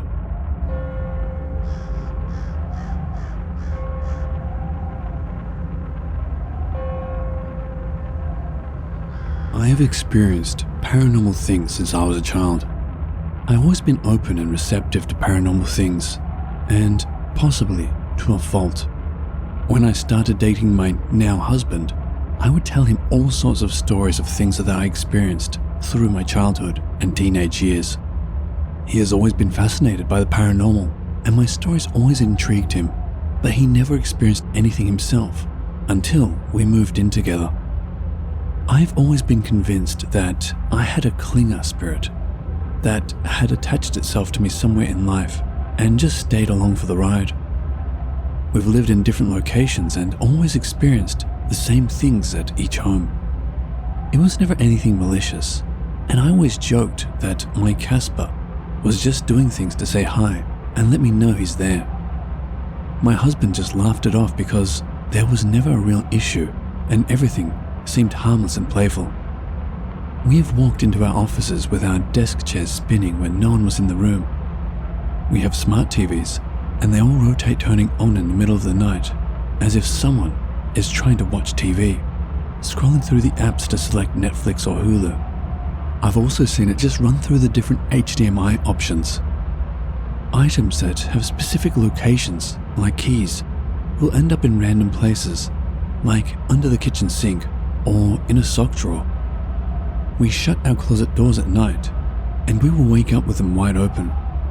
I can't sleep if there's even a sliver of light showing in my room, and any light will wake me from a dead sleep. I wake up to the bathroom light switching on quite often, which requires me to get out of bed and turn it off so I can get back to sleep. My husband's computer powers on by itself, and it's a big tower with a power button that takes a little effort to push. We've become used to these things, but lately something else has started, and I think it's mimicking me. Lately, when I'm downstairs and my husband is in his office upstairs, he will walk to the landing of our stairwell and ask me if I called his name. Usually, if I need something or have a question for him, I will just call his cell if I'm too lazy to run upstairs or if I'm in the middle of cooking and can't leave the stove. Even when I'm laying down in bed and he's on his computer in the same room, he will pull off his headphones and ask me what I need. For a while, I was thinking, am I losing my mind? Am I actually saying something and not realizing it? He has stopped gaming midstream to come find me, aggravated that I'm calling him, when I literally haven't said a word. Every time I tell him that I didn't say his name, he gets this confused look, like he's trying to read my face to see if I'm telling the truth. Yesterday was the turning point. I was laying in bed reading, and he threw a bottle of water on the bed next to me. I asked him why he brought me a bottle of water, and he said, "Do you not remember asking me for water?" I told him no, and pointed to a bottle of water on the nightstand that I brought to bed when I laid down. He said, "You literally just yelled down for me to bring you a cold bottle of water." I explained to him that I did not say that because I had my own cold water that I brought to bed. We both agreed that something really strange is happening because this has just started within the last month, and I don't know if this is my entity that has followed me, just now becoming vocal, or if this is something new. We're both of sound mind, and neither of us have any sort of mental issue that we're aware of that would have me speaking without knowing it, or him hearing things. Aside from extreme annoyance, is there a real cause for concern?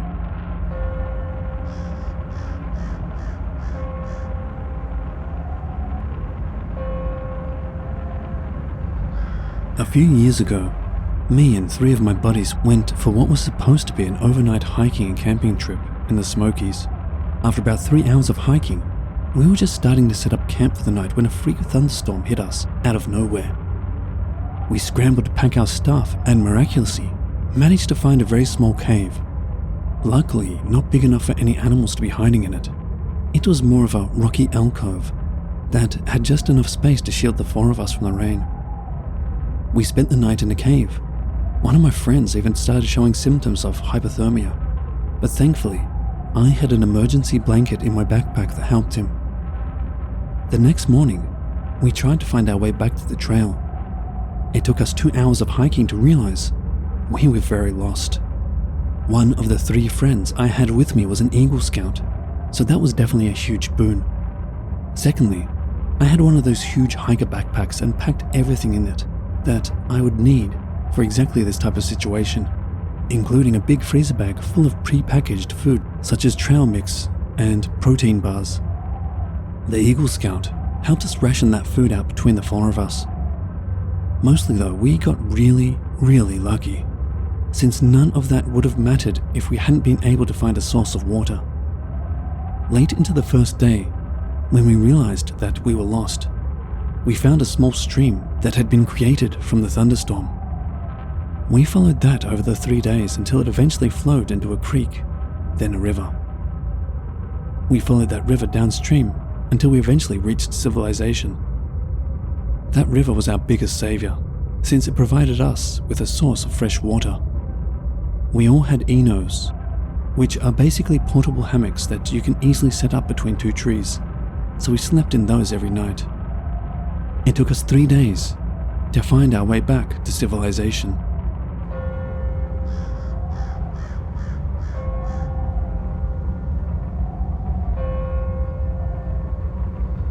I was 8 years old, and I was on a camping holiday with 20 other children and leaders of a church.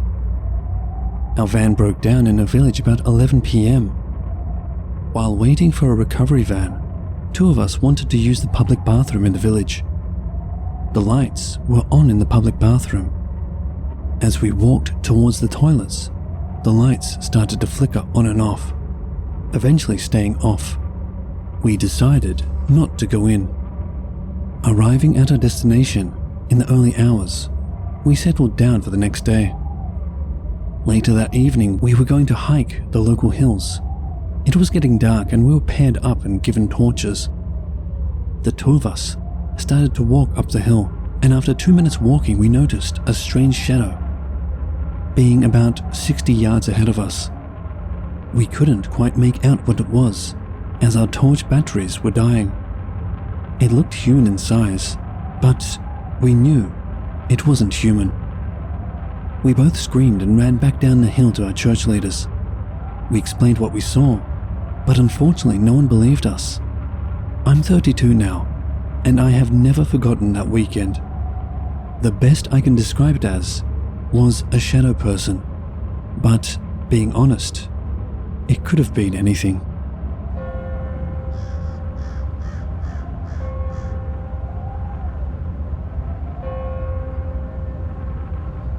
To understand my story, you sort of have to know a tiny bit about trespassing laws in our country, and that we don't have any, so long as you're respectful and non-destructive. You can walk over any hills you like, and in my case, camp on any beach of your choosing so long as once you leave the area, it is how you found it. I used to love camping when I was little. Our family would go multiple times a year with a large group of my parents' friends and their kids. On average, there were maybe 10 of us at a time, which was a bit of a logistical challenge since we always headed out to this one really remote beach on the coast. Actually, we weren't the only ones. There was always yachts bobbing just off the shore with people in them and other campers lining up and down the beach. Most of them also had children or teenagers, so it wasn't a wild party scene. It was very much an informal family holiday spot. There was even a small building with toilets and showers installed nearby, even though this was the middle of nowhere. I guess the local council must have figured it out and got sick of people peeing behind bushes. We took a trip up in spring 2011. I'm really bad with time, but I know this because I got my dog in winter 2010, after picking her out that November from the shelter as a birthday gift from me to me, as I paid her adoption fee. Now listen, I know many of you love dogs, and she will be very important to the story later on, so let me tell you a little bit about Parmesan. Parmesan came to me as a 6-month-old puppy who had been rescued from a dogfighting situation. We're not entirely sure what breed she is exactly, but my best guess is a Lurcher Staffy mix. She is a wonderfully well-tempered dog with people and most dogs, but you absolutely do not threaten her. She'll have you. So by the time of this camping trip, I'd had Parmesan for a few months. She'd never come camping with us before, but as far as my family are concerned, dogs go on camping trips. So when we all piled into the car, she came too. Unusually though, none of my family friends could make it, so it was only me, my sister, my dad, and my mom. I didn't mind. I wasn't that attached to the other kids. I'd rather play with my dog and I'd still have my sister. The drive took the best part of 6 hours, and because we left a bit later, we arrived at sunset. Not a good time to be building a tent, but we'd expected to arrive to other campers already set up, and the beach illuminated in campfires. The beach was empty. In spite of this, my parents started taking stuff out and trying to build the tent. They asked us to fetch some of the lighter bags from the boot of the car, while they sat pointing a flashlight at the sand to see properly. I rolled down the window of the car for Parmesan before getting out. It was pretty hot for that time of year and I wanted her to have air. As we're fumbling about in the dark, on a beach, in the middle of nowhere where it's pretty spooky, the one road that led to this beach was circular and had a bridge over the water, meaning you could basically circle around the beach like a big O shape if you felt like it. I wasn't really paying any attention to the road. I was complaining I was tired, as kids like to do, but my mom was. After maybe 15 minutes of my dad trying to nail the tent into the sand, my mom's asking him had he seen that car drive around. It's been a few minutes. My dad kinda shrugged her off. He's sort of like that. I don't know if he said anything back to her, but after a few more minutes, a car pulled up next to ours on the road, and someone got out. It was maybe 15 or 20 feet from the cars to where we were, and the light was pretty low except for the torches. We weren't expecting to see anyone else out there at this point, and I think my mom said it must be the security. I don't know why a random beach would have security.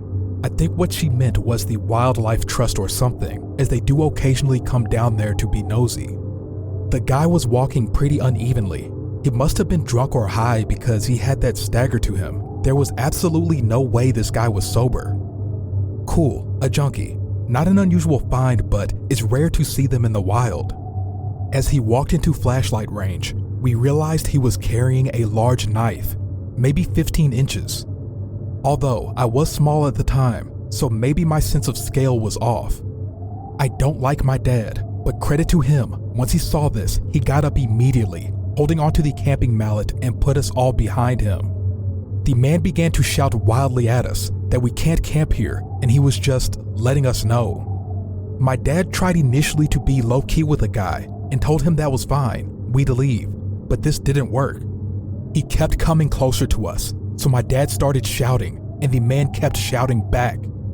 My sister and I were crying. I remember shaking. I was utterly terrified, as I'm sure anyone would be in that situation. It really did seem like this guy and my dad were going to fight, and I'm going to be honest, I didn't fancy my dad's chances. While it's grim to consider, I'm absolutely convinced he would have killed my dad and possibly us once he was done, as I don't think my mother would have had common sense to run with us.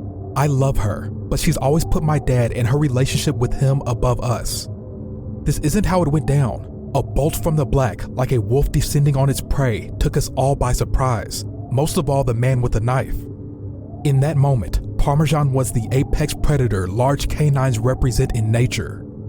She got him good by the arm and clamped down hard, ripping his jacket and shredding the skin underneath. He dropped the knife as it had been in the arm she had got him by. He kicked her, he punched her, and eventually got her off. He grabbed the knife from the sand and ran back to his car, then drove off. Parmesan didn't follow him. She stayed with us, muzzle covered in blood.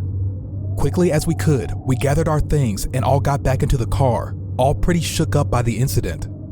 I looked Parmy over. She was okay, but the car's window was much more open than I'd left it. We think what happened was when the shouting started, she must have put her paws up on the gap I'd left for her, as it was an old car and had the rolly down windows, not the electric button. We think she must have been able to hit it with her paws to force it down, enough to squeeze out. This is not the end of the story. We were all pretty scared, and since we had the dog with us, we couldn't book into a hotel for the night. My parents decided just to drive home so we could all feel safe, but first, we had to drive into the nearest town for gas, as they were kind of low. I spent the time trying to clean Parmesan up a little. I'd always loved dogs, but what she'd just done for me blew my mind. As we drove into town, we came across a gas station, but it looked closed. My dad drove up closer to get a better look, and stuck his head out the window to get a better look at the sign. My mom asked him what on earth he was doing, and he told her he was trying to see when it opens. Never! My heart sank. Parked in the corner, behind a van so we hadn't seen him at first, was the man with the knife. He was sitting on the bunt of his car, using some tissue paper to clean up his arm. It looked pretty bad. Without stopping to refuel or look anywhere else in town, my dad drove right out of there. He decided to go to the next town over, but it was far. The next town over was 60 miles away. He didn't have much gas, we realized, as we began driving. We were going to break down. That's fine, Dad said. We had AAA. They'd come tow us home, or at least to somewhere acceptable for the night. Better than staying in that last town. After driving for maybe 5 minutes, lights flashed from behind us. Another car. The same car the man had been driving. It was him, following us. He must have realized we were low on gas. The next half hour was one of the worst half hours of my life. I had a complete and utter breakdown, as did everyone really. I could tell my parents were trying to keep it under wraps so it wouldn't upset us, but we weren't little kids. We were both in double digits. We knew how dangerous this situation was. Dad turned off the radio so we could hear if he sped up, and the man followed us for another 55 miles before he peeled away into another road. Our fuel meter was on the big red E for empty for the last 10 miles. We were driving on fumes. I don't really believe in God, but if he does exist, that was definitely one of his miracles. Once we got there, we drove into a gas station and refilled to a full tank before driving the rest of the way home. Sister and I slept in the car after that. I only woke up once we made it all the way home. Just grateful nothing worse had happened than that. After getting some sleep, my mom called the non-emergency line for the police and reported what had happened. They never got back to her after that, but apparently the woman she had spoken to said they may wish to in the future, as he matched the description given of a suspect wanted in relation to a murder charge. I have no idea if he actually was that guy or just a random psycho. As I said, they never got back to her. So what's the takeaway then? Other than crazy man on the beach, let's not meet. Well, for me, it's that I love Parmesan. She's still with us now, old as the hills and twice as grizzled as one of my mom's friends likes to joke. I don't know why she did what she did that day.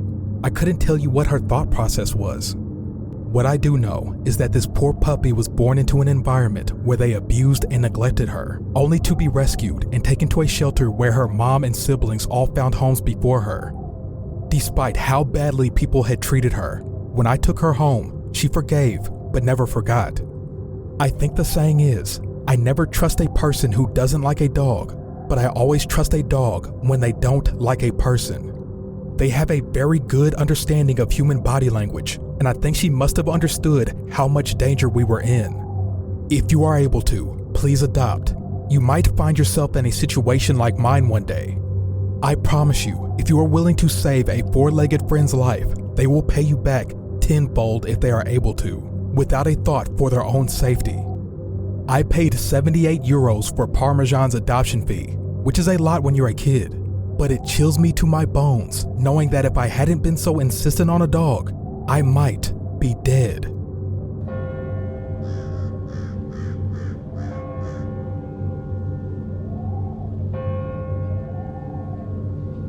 This happened when I was around 9 to 10 years old. Growing up, my dad took us camping every summer vacation, usually leaving after Christmas. I'm from Australia. Christmas is in summer. Weird, I know.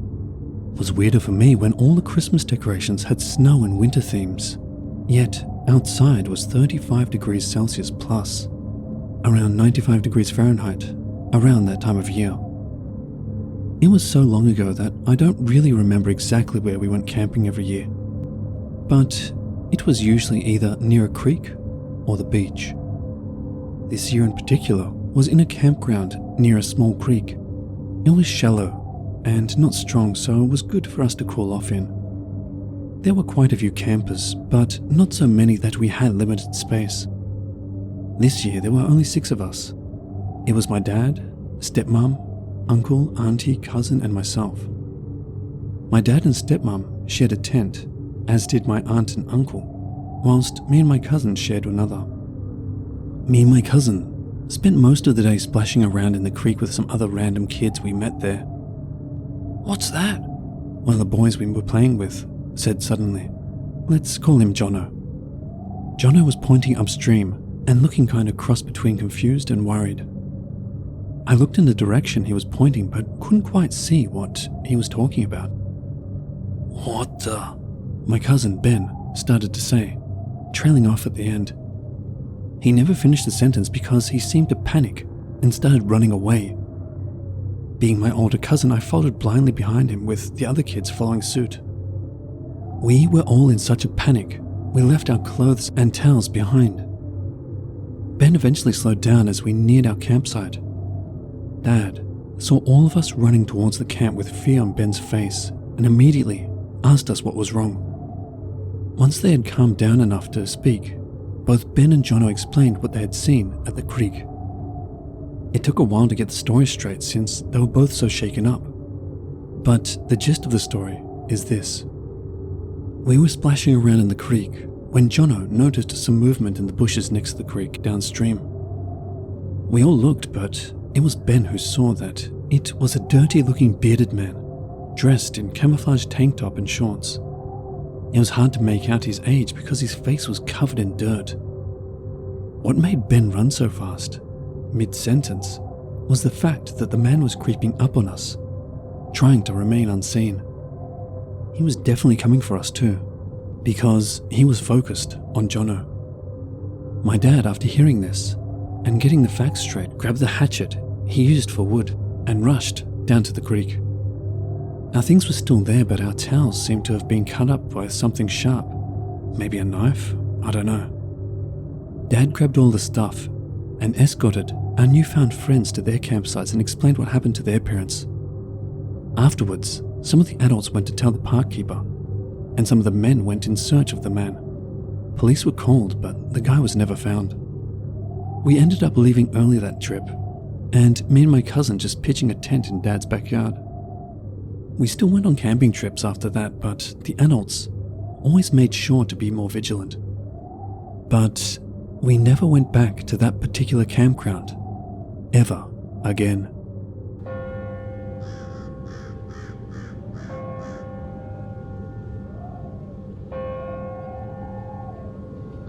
Until a couple of years back, I was really into solo camping. When I was younger, I used to go with my friends, but as we all got older, they all had their own plans and were really hard to pin down and all agree on the same date. So I ended up just giving up trying to organize. Problem was, I still wanted to go camping. I was the most into it in my group and had a heap of gear just going to waste. So I took the plunge and decided to try going solo. I was a little apprehensive at first, nervous even, but after my first trip I was hooked. I loved the freedom of going at the drop of a hat, doing what I wanted, when I wanted, without having to wait for the others. If I wanted to go after work on Friday, I went. If I wanted to hike early morning, I hiked. If I wanted to eat dinner a little earlier or later, I did. The freedom was intoxicating. I went as often as I wanted, and that was at least 2 times a month. The way I'd usually do it is I'd research parks where camping was allowed that weren't just packed campgrounds. I preferred to hike for at least a couple of hours to ensure I'd be surrounded by nature and with minimal people around me. Some of the places I camped were truly breathtaking. After having done this for some time, I had perfected my loadout. It was just enough gear for the weekend and light enough to hike out for some time. But I'm not here to talk about my gear and such. I'm here to talk about the last time I went solo camping. I arrived at the park around early afternoon after an hour or so drive. I parked the car in the parking area and got all my gear together. I then hiked for about 2 hours until I found a spot I was happy with. It was still late afternoon, so still plenty of light out as I set up my camp. After I pitched my small tent, I set about getting firewood for my campfire. When I was finally done, I got my fire started. Not a moment too soon either, as the sun was setting. I ate some food that I'd brought and settled in for the night, drinking whiskey from a flask I brought by the fire. Tired from the day's activities, I decided to get into my tent a little earlier than usual and read some until I drifted off. It wasn't long before I was sound asleep. I awoke suddenly to the sound of branches cracking and shuffling footsteps. I listened for a bit and tried to convince myself it was just an animal and to go back to sleep. But then I heard it. Similar sounds, but in a different direction. I strained my ears to hear better and could just make out that whatever it was coming towards my tent, but not just from one direction, but two. There were 2 sets of footsteps coming towards my tent from different directions and seemed to be making little to no effort to conceal themselves. What unnerved me even more was that they sounded bipedal. Whatever it was, I had to think fast. I couldn't shake the feeling that I was in danger. It was a gut instinct coupled with the fact that I saw no lights. Firstly, who would be creeping around this far out with no lights on? And secondly, why would there be 2, headed straight for my location from different directions? Something was definitely up, and I didn't want to find out what. I grabbed my pistol and whatever else that was important if I needed to escape in a hurry. I unzipped my tent as silently as possible and slipped out. I headed in the opposite direction to both of the footsteps. When I felt I was far enough away, I hid behind some bushes and watched my campsite. Whilst I did have a gun, I wasn't really the type to use it, let alone threaten others with it, unless I really had to. I only had it for extreme emergencies with wild animals. I never intended to use it on humans, which I now guessed was stalking my camp. I watched and waited for what seemed like an hour, but was probably more likely no more than 5 minutes. I then saw, in the dim moonlight mixed with the dying light of my campfire, a human-shaped shadow slowly appeared to the right of my tent. Not long after, it was joined by another on the left of it. It was too dark to make out exact details, but they both appeared to be carrying something heavy, maybe makeshift clubs. They paused and seemed to communicate with each other. Not sure if it was verbal or not. I was quite a distance away from them, so couldn't really hear, and they were obviously talking in low tones. Then, to my horror, they raised their clubs or whatever they were in relative unison and started bringing them down heavily on my once campsite. Again and again, where I had been sleeping not 10 minutes ago. I didn't need to watch. Their intentions were clear. I took off as fast and as quiet as I could. Luckily, they were making a lot of noise. I could hear them even as I ran. They eventually started hooting and hollering as they destroyed my tent with what they thought was me in it. I am so thankful for my keen sense of direction because I knew which way I had hiked from, even in the dark. I ran the whole way back to my car, or as much as I could, and walked briskly from time to time, but always resumed running when I could. I was back to my car in about 1 to 1.5 hours. When I finally saw it and reached the car park, I almost collapsed from relief. The adrenaline that had propelled me forward that whole time had crashed, and I was starting to shake. I made sure to get into my car and drive a distance away from the car park before I let myself rest. The shock of the situation finally hit me now that I was somewhat safe, and my eyes teared up and I was shaking all over. I was so close to having my life ended that night. The sun was just beginning to rise by the time I was in a coherent enough state, and I called the police to report it, who in turn contacted the park rangers. Even after patrolling the area, the two people were never found. So, that's the story of how solo camping almost ended my life.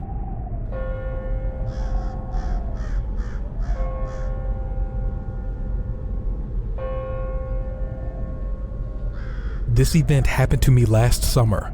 It was probably the scariest story of my life, and I wanted to share it, so hopefully someone learns from it. Something I've realized growing up, year by year, is that this world can be an amazing place, but it is filled with some super sick people. And unfortunately, I've seen that side of our world firsthand.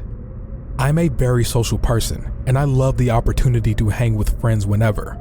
I'm also the type of person who's always looking for the next big thing.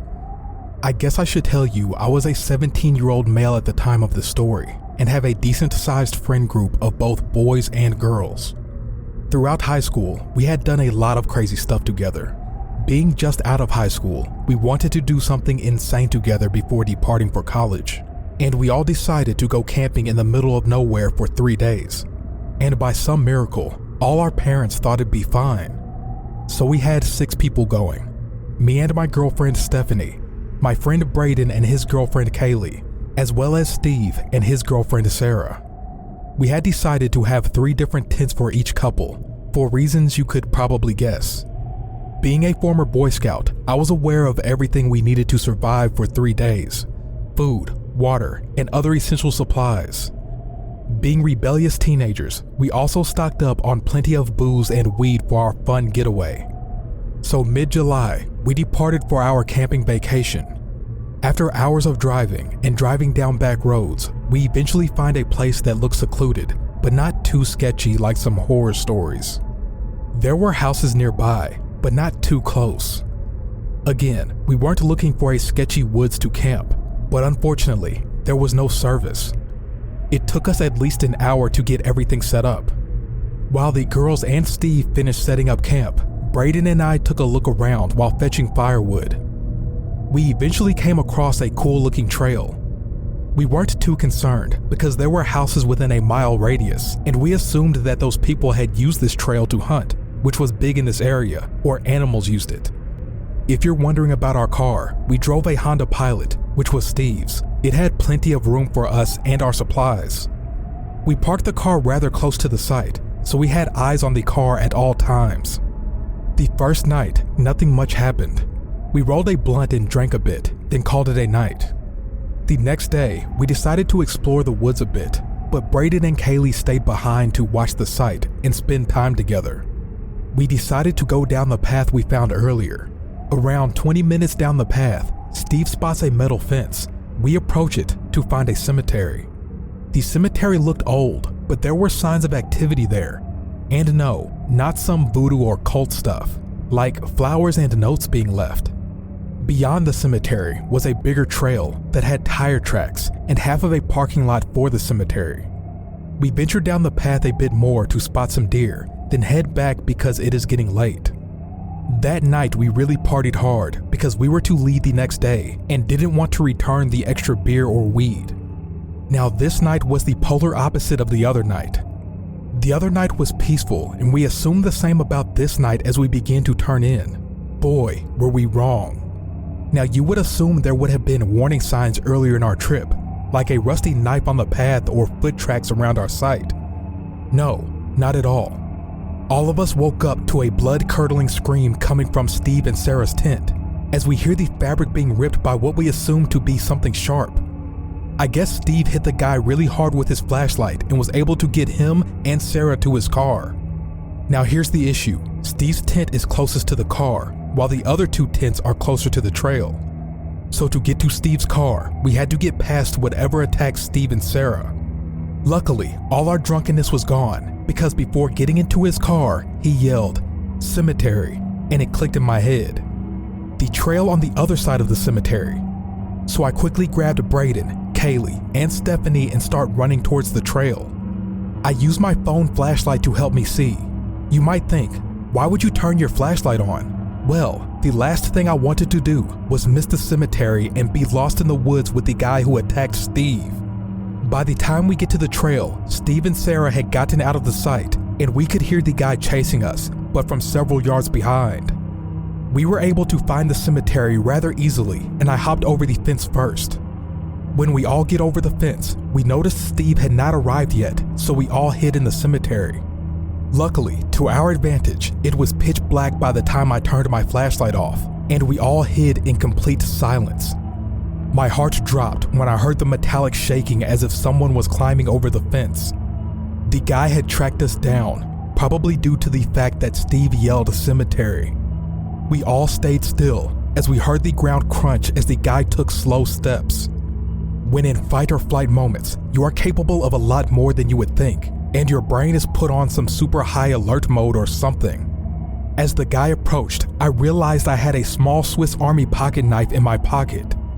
As the guy's steps grew closer to me, and when he was right about on top of me, I grabbed my knife and lodged it into the back of his knee. The guy tumbled to the ground with a shriek of pain and a metallic sound as he dropped his weapon. Soon, a pair of headlights came around the corner. Steve had made it. We all got up and ran to the car. When I got up, the light gave me a glimpse of the guy. He was tall, bulky, and had a look of pure hatred in his eye as he clutched the back of his knee. By his side was a huge machete. I was the last one to get in the car, and even before I fully closed the door, Steve floored it out of there. The girls were bawling their eyes out. We drove until the first house, where we politely knocked and asked for directions to a motel or something. It was a friendly old couple. They told us there was not one for miles. They took us in, gave us warm food and a place to rest for the remainder of the night. In the morning, the man brought his hunting rifle with us to retrieve our stuff from our campsite. When we got there was nothing stolen, but all our tents were slashed up.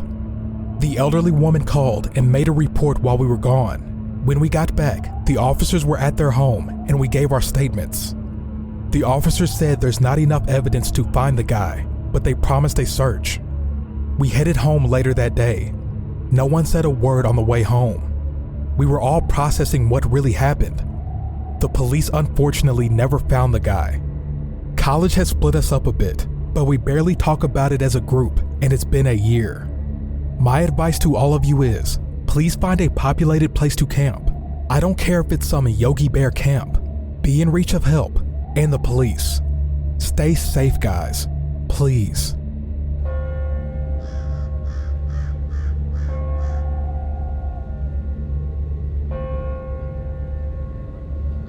Camping on the side of Cthulhu River after a quick storm.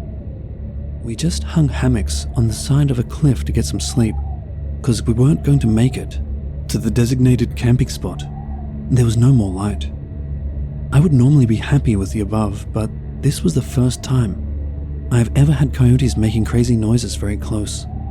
I was in my hammock 2 inches off the ground, on the side of the cliff, hearing coyotes laugh like witches for the first time. I've never heard coyotes quite like that since either. Blair Witch was in my mind trying to go to sleep. At first light, we were happy to get going. Designated campsite was 20 minutes paddle down the river. Past a rapid, we were glad to not go down at night though. I'll never forget it. I think I might be able to take a coyote, but there was more than a few. I believe we camped next to a den, and they were not happy we were there. We all got a little bit of sleep, and the coyotes seemed to calm down eventually as well, mostly. I often think that if we had night vision game cameras, how many coyotes we would see walking around us at night though.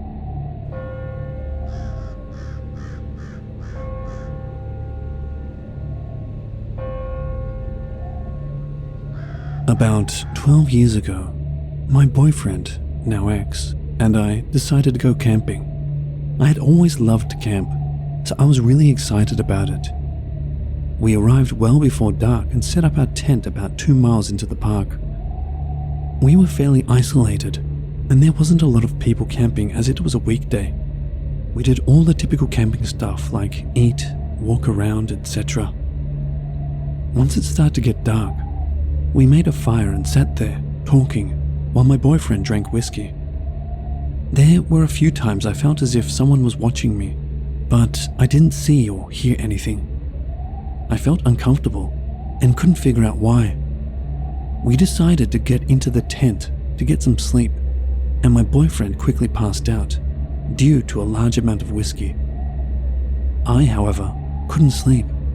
I still felt uncomfortable and as if I was being watched. I was laying on my side facing the door of the tent when suddenly a very intense feeling of dread and fear hit me. It was the strongest feeling of fear I've ever had in my life. Every hair on my body stood on end. There was a small window near the top of the tent, and it felt like if I looked at that window, something very bad would happen. It felt like I would die. I lay there, completely still, trying to listen to any kind of noise. At that point, I realized there wasn't any noise at all. The crickets that had been chirping constantly were now dead silent. You could have heard a pin drop at that moment. I remained as still as possible for what felt like an eternity. I was absolutely terrified and convinced I was about to be killed. The feeling of fear and dread continued to get worse. I very quietly started trying to wake my boyfriend, but he was out cold. I decided I had to get to somewhere safer than the tent. I slowly crawled over and got the car keys out of my boyfriend's pocket. I tried again to wake him up, and nothing. It felt as if my life depended on me getting out of that tent. I quickly unzipped the door and made a run for the car. As soon as I left the tent, it felt like someone was right behind me, but I didn't look back. I jumped into the car, locked the doors, and started bawling my eyes out while looking around. There was absolutely nothing there, but it was still dead silent, and I still felt as if I was going to die. I was so terrified. I stayed in the car with the doors locked all night, bawling my eyes out. The feeling of fear and dread started going away about an hour before sunrise, and sound came back, but no way was I getting out of that car. When my boyfriend finally woke up, I told him everything that happened, and he said, "It was just your imagination."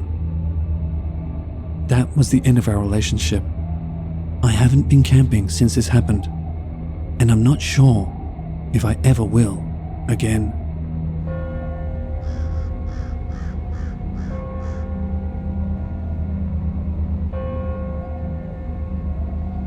There is a bus stop at Mount Vernon that I'm told is haunted. For non-Singapore residents, Mount Vernon is a road between two cemeteries, a Christian one on one side and a Muslim one on the other. Why do I say it's haunted? Well, I've been in many taxis, and when the drivers are talkative, they will most likely tell you this story when you ask them about ghostly encounters. They say, if you travel through Mount Vernon Road between midnight and 4 a.m., if you are lucky, you will see a beautiful young Malay mother with a baby in her arms. One time, there was an ignorant taxi driver who happened to pick her up. She boarded the taxi and just pointed ahead without saying a word. So the driver drove on ahead. After some minutes, he asked her where she wanted to go, but she just smiled and instructed him with a hand gesture to go straight ahead. Mount Vernon is a long stretched road, and as the taxi approached the end of it at the junction, he asked her again where exactly she wanted to go. She simply replied, "Bila rumah," going home. He was a little annoyed by her ambiguous reply and made his impatience felt with his next remark. He complained, "Yes, I know you want to go home, but where the heck is your home? Gosh, you're giving me a hard time." She was hurt and started sobbing. Feeling guilty, he apologized and then asked her again, nicely this time, what her address was. She then asked to be taken back to the place she boarded his taxi. The irate driver was furious and made an angry, sharp U-turn and headed the other way back to the spot he picked her up from. Too busy nagging, he failed to realize that she was no longer seated in the back seat. When he did look in the mirror, he was horrified by her non-presence. Then, he smelt a sweet-smelling scent of frangipani flowers. This flower is associated with death.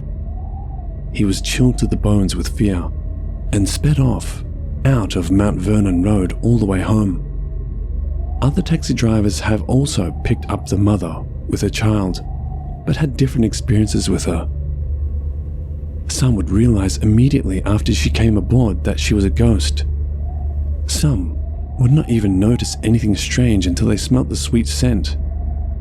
The taxi driver from the story never traveled along Mount Vernon Road after midnight, ever again, after that experience.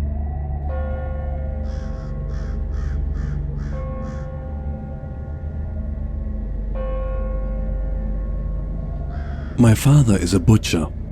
He goes to the market early in the morning every day to prepare the pork for sale. As he doesn't ride a bike, he would walk all the way from our house in Mount Erskine to the market nearby. He often takes a shortcut through the cemetery, which would get him there in a shorter time. All the while, nothing unusual had ever happened, except on 2 occasions. Both incidents happened on the morning of Chinese New Year's Eve, while my father was walking alone through the cemetery. The first time was 3 years ago. It was still very early, probably around 5:30 a.m. when he left the house. The morning was exceptionally cold, as it had rained the night before. As my father was approaching the cemetery, he saw a pile of stones in front of him. From that pile of stones, he saw blazing lights, and soon a shadowy figure emerged and flew into the air. He just ignored what he saw and sped past the cemetery to get to work. Another incident occurred, exactly a year later. Although it was quite similar, this time the figure appeared clearer and hence scarier. As my father was walking along the same path that cuts through that cemetery, he saw a flash of lights ahead. The flash of lights came towards him and went past my father. As it went past him, he saw a man moving along with it. However, the man had no legs.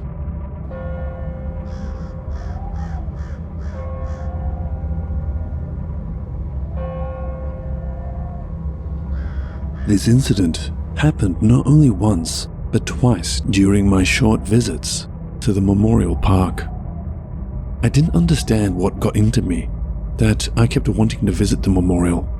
I guess I had been influenced by watching the movie Saving Private Ryan too much.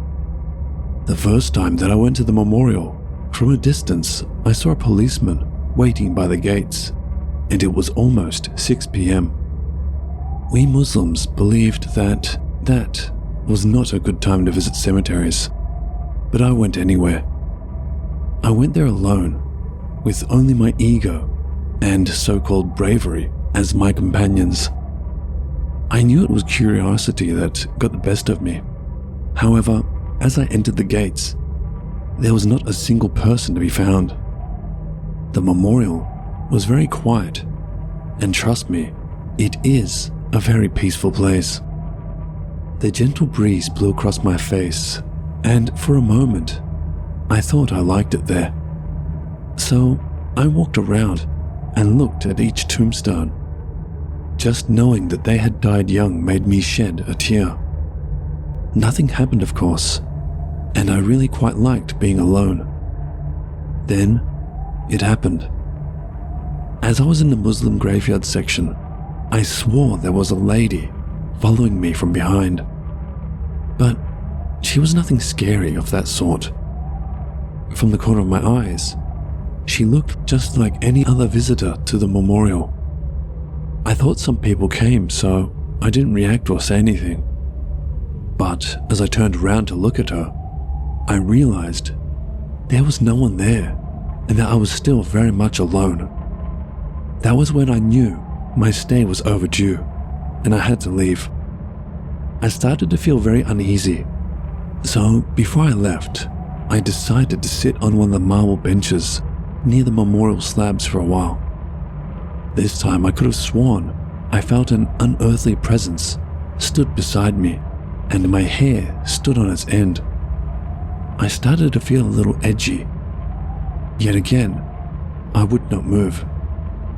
It happened again. There was a loud thud sound coming from behind the memorial slab, like someone stepped on the metal sewage cover. The sound was so loud that I turned around to see what it was, but there was no one there. I thought it was probably the sound of the construction works nearby, but who was I kidding? There wasn't any construction works taking place, and this time, it happened much louder. Thud. That was when I was sure it came from behind me and from inside the cemetery. My face turned white. All of a sudden there was a voice that kept telling me to leave that very instant. And so with only my 2 legs, I walked out as fast as I could, not even turning around to see who could have been behind me. When I had walked out the gate, I still felt fear as I prayed to God that I would walk out of there safely. As I almost reached the bus stop, I turned around for one last look, and to my disbelief, I saw a very tall Caucasian priest looking at me. He was so tall that he was almost as tall as the gate itself. He had blonde hair and was wearing a blue robe with yellow sash around his neck. Shocked, I looked again, and he was gone. There was neither the priest nor any man that I had seen loitering around that memorial park earlier. When I reached home, I was in such a state of shock that it took me days to recover.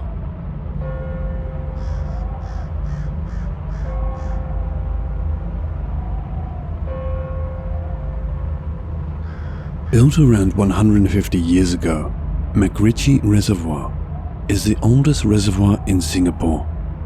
Before it was built, the area was a very scenic hill.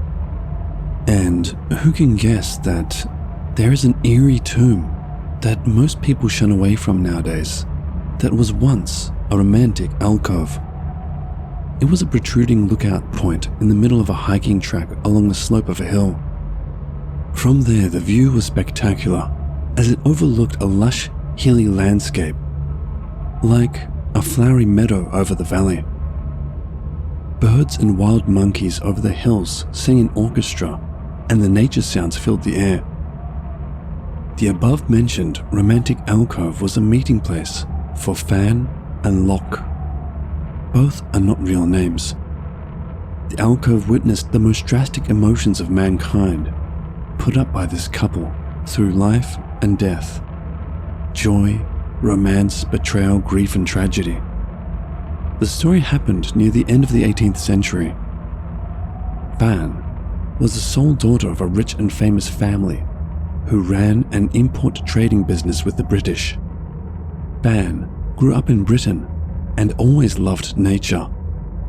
Her environment growing up shaped her to be a bold and open-minded person. That was somewhat opposite to her father, who was very traditional and rigorous, a typical Chinese businessman who calculates gain and loss more than anything else. Since Fan was young, her family had arranged a marriage for her. That was common in the old days, with the son of a tycoon called Tai.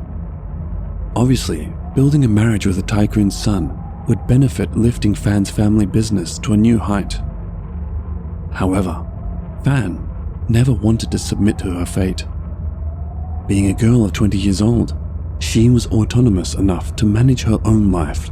She left home from time to time and she would often like to hang out at the scenic walks in Makrichi Reservoir. That wasn't a reservoir in those days. That was a perfect place for some quiet moments away from troubles. It became Fan's favorite sanctuary whenever she felt depressed. Fan met her Mr. Right at the reservoir one day. That was Locke. We don't know much about Locke, not even our informant.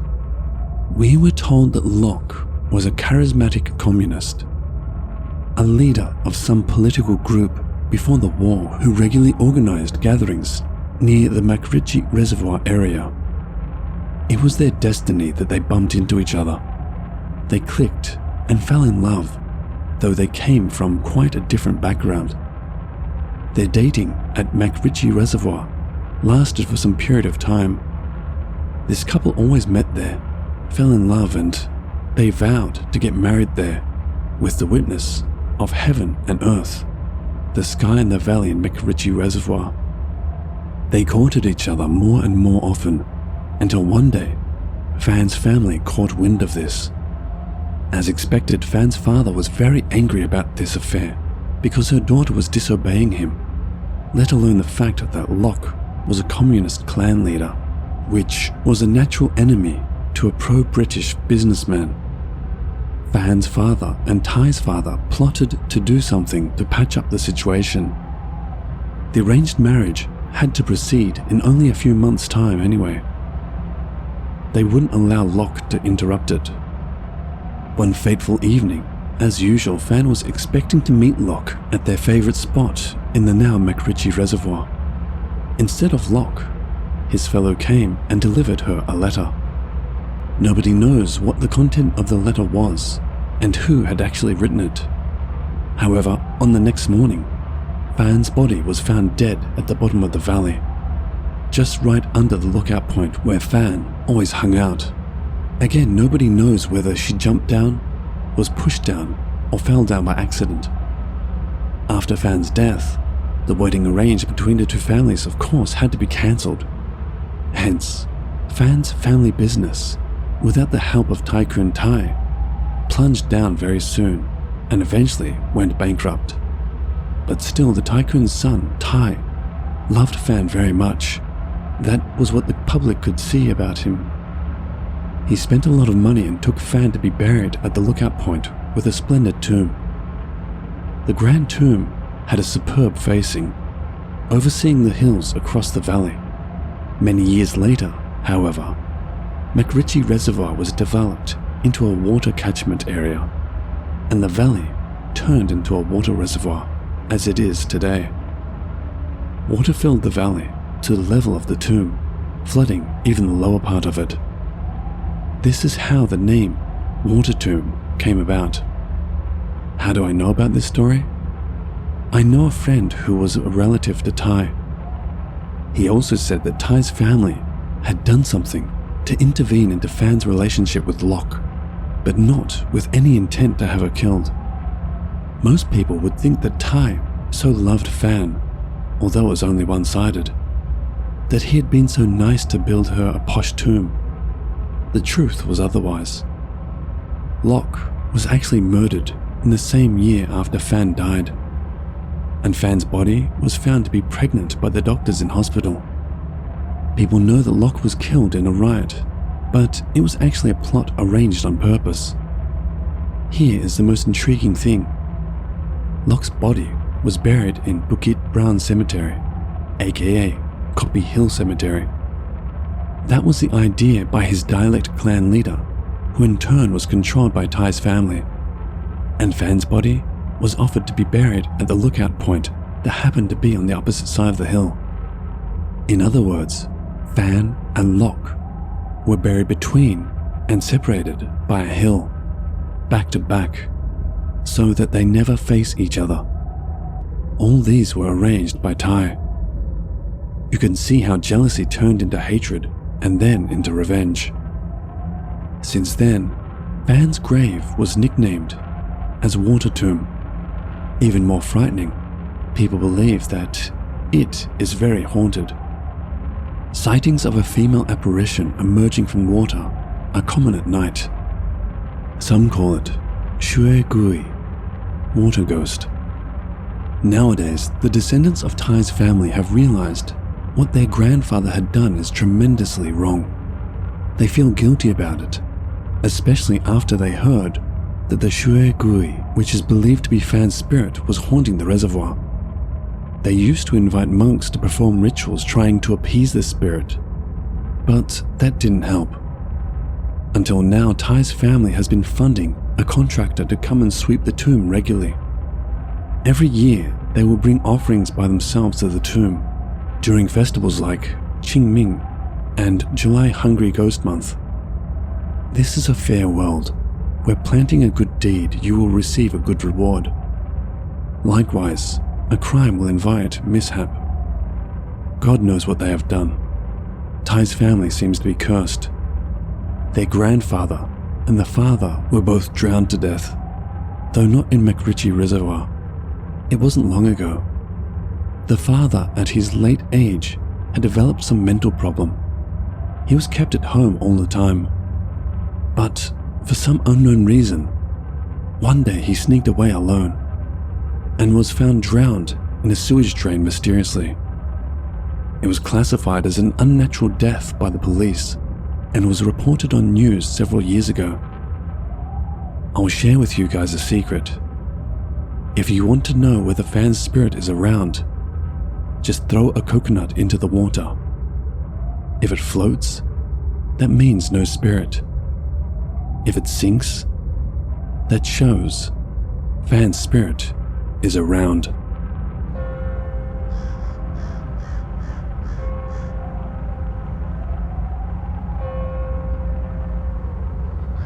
Not sure if you guys experienced it, but I've had these corner of the eye sightings several times in my old house. I was staying in a 4-room flat in Hougang in the late 80s, which was built on the site of a cemetery, I heard. There are 2 abandoned cemeteries near Serangoon that side, which is very near to our neighborhood. The tombs are barely legible now, and the whole place is covered in brush and in grass. One time, I was sitting here at the computer, and I saw someone out of the corner of my eye open the door to the room, looking at me, then close the door again. Since I live alone with my dog, I was quite surprised. I got up quick and checked it out, but there was no one in the living room. If they are a thief, I would have heard them coming in, but there was no noise at all. When I was a little kid, I once saw a lady in Cheongsam dress carrying a basket. She was sitting on a bench near the playground, knitting something. Actually, my sister was there with me and saw her too, and we were startled and looked at each other. I mean, that time was around 10 p.m. It was quite a spooky sight.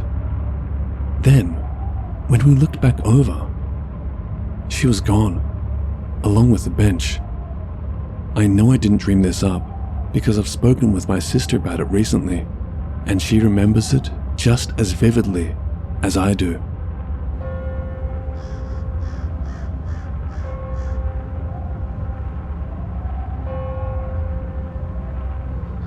This was relayed to us by our English teacher, Mr. Duffin. It was raining and cold when I got out of work that evening. It would soon be dark. I had a long day at work, and I hated getting home in the dark, so I decided to take the shortcut, which cuts through a graveyard.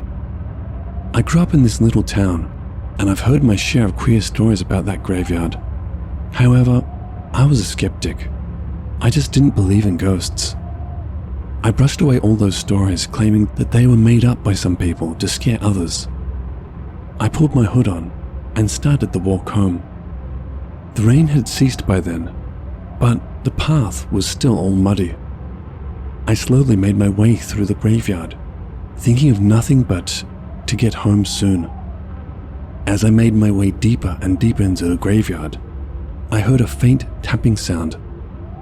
I couldn't make out which direction the sound came from, but it seemed to be all over me. I ignored it and kept on, not wanting to be late. Nevertheless, The tapping seemed to be gradually getting louder as I went on. This became quite annoying, for I thought maybe someone is trying to spook me, and I definitely wasn't in the mood that evening. The noise became louder still, and I am beginning to be able to sense where it is coming from. I decided I had to check it out. Slowly, I find my way through a little path. Then, right ahead of me, there was a white man crouching down in front of a grave. He was busy tapping away. Before I could open my mouth and ask what he was doing, he stopped and turned towards me. He didn't look anything unusual or even spooky, but there's one thing about his eyes that made the hair on the back of my head stand up. He looked straight at me and said, "They spelt my name wrong." and then disappeared.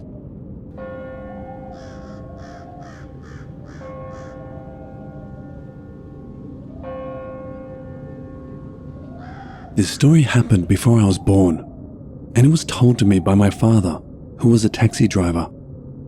It was around 9 p.m. My father was driving his taxi to meet my two uncles, who are also taxi drivers, at Rex, Seleji chicken rice stall, for dinner.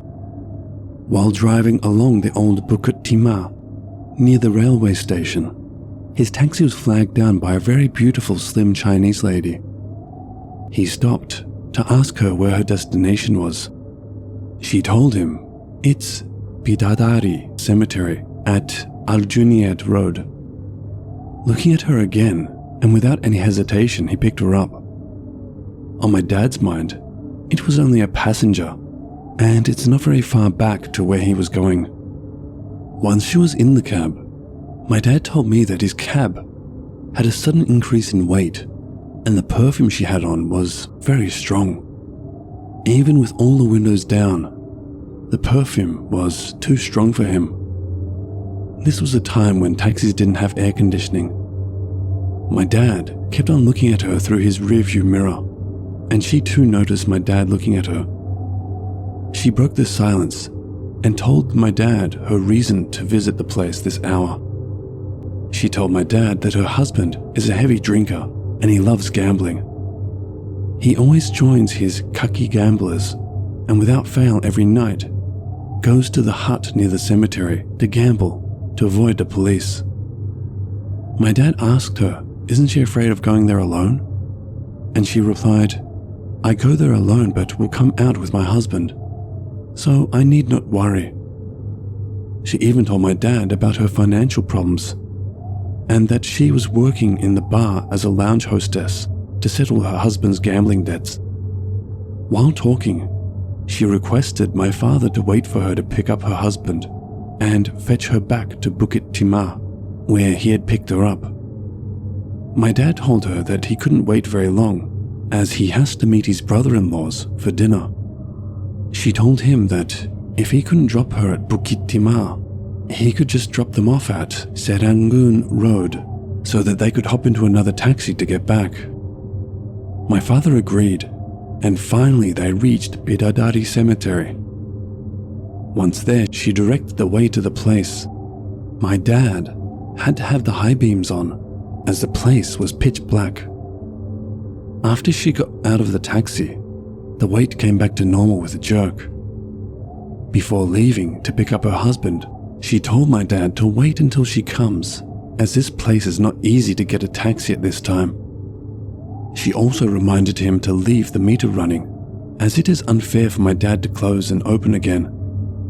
After dropping her off, my dad reversed the taxi to its moving position while waiting for the couple. Without realizing it, he just dozed off. Suddenly, there was a hard pat on his shoulder, and thinking that the couple were there, my dad opened his eyes.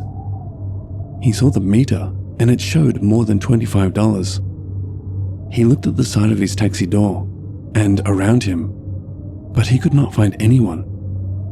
He looked at the time, and it showed 11:45 p.m. My dad's body shivered, and he started his taxi up. He put on his high beam lights, and to his shock, his taxi's parked at the road facing the tombstones. Malay Cemetery.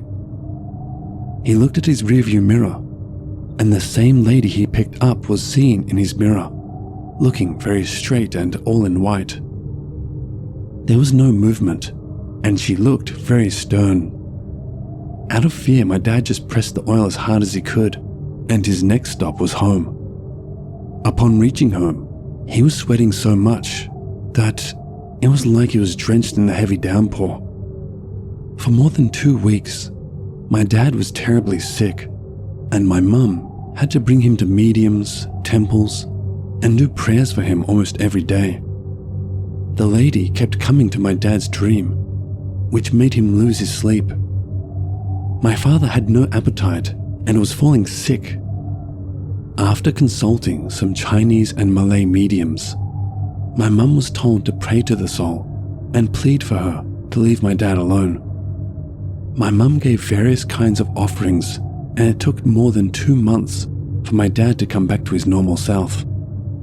After that incident, my dad, till his death about 9 years ago, would not drive a taxi at night at all.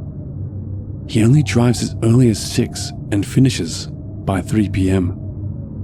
Checking at the Bidadari Muslim cemetery, my parents were told that there was this young Chinese homely woman who fell in love with a young Malay guy.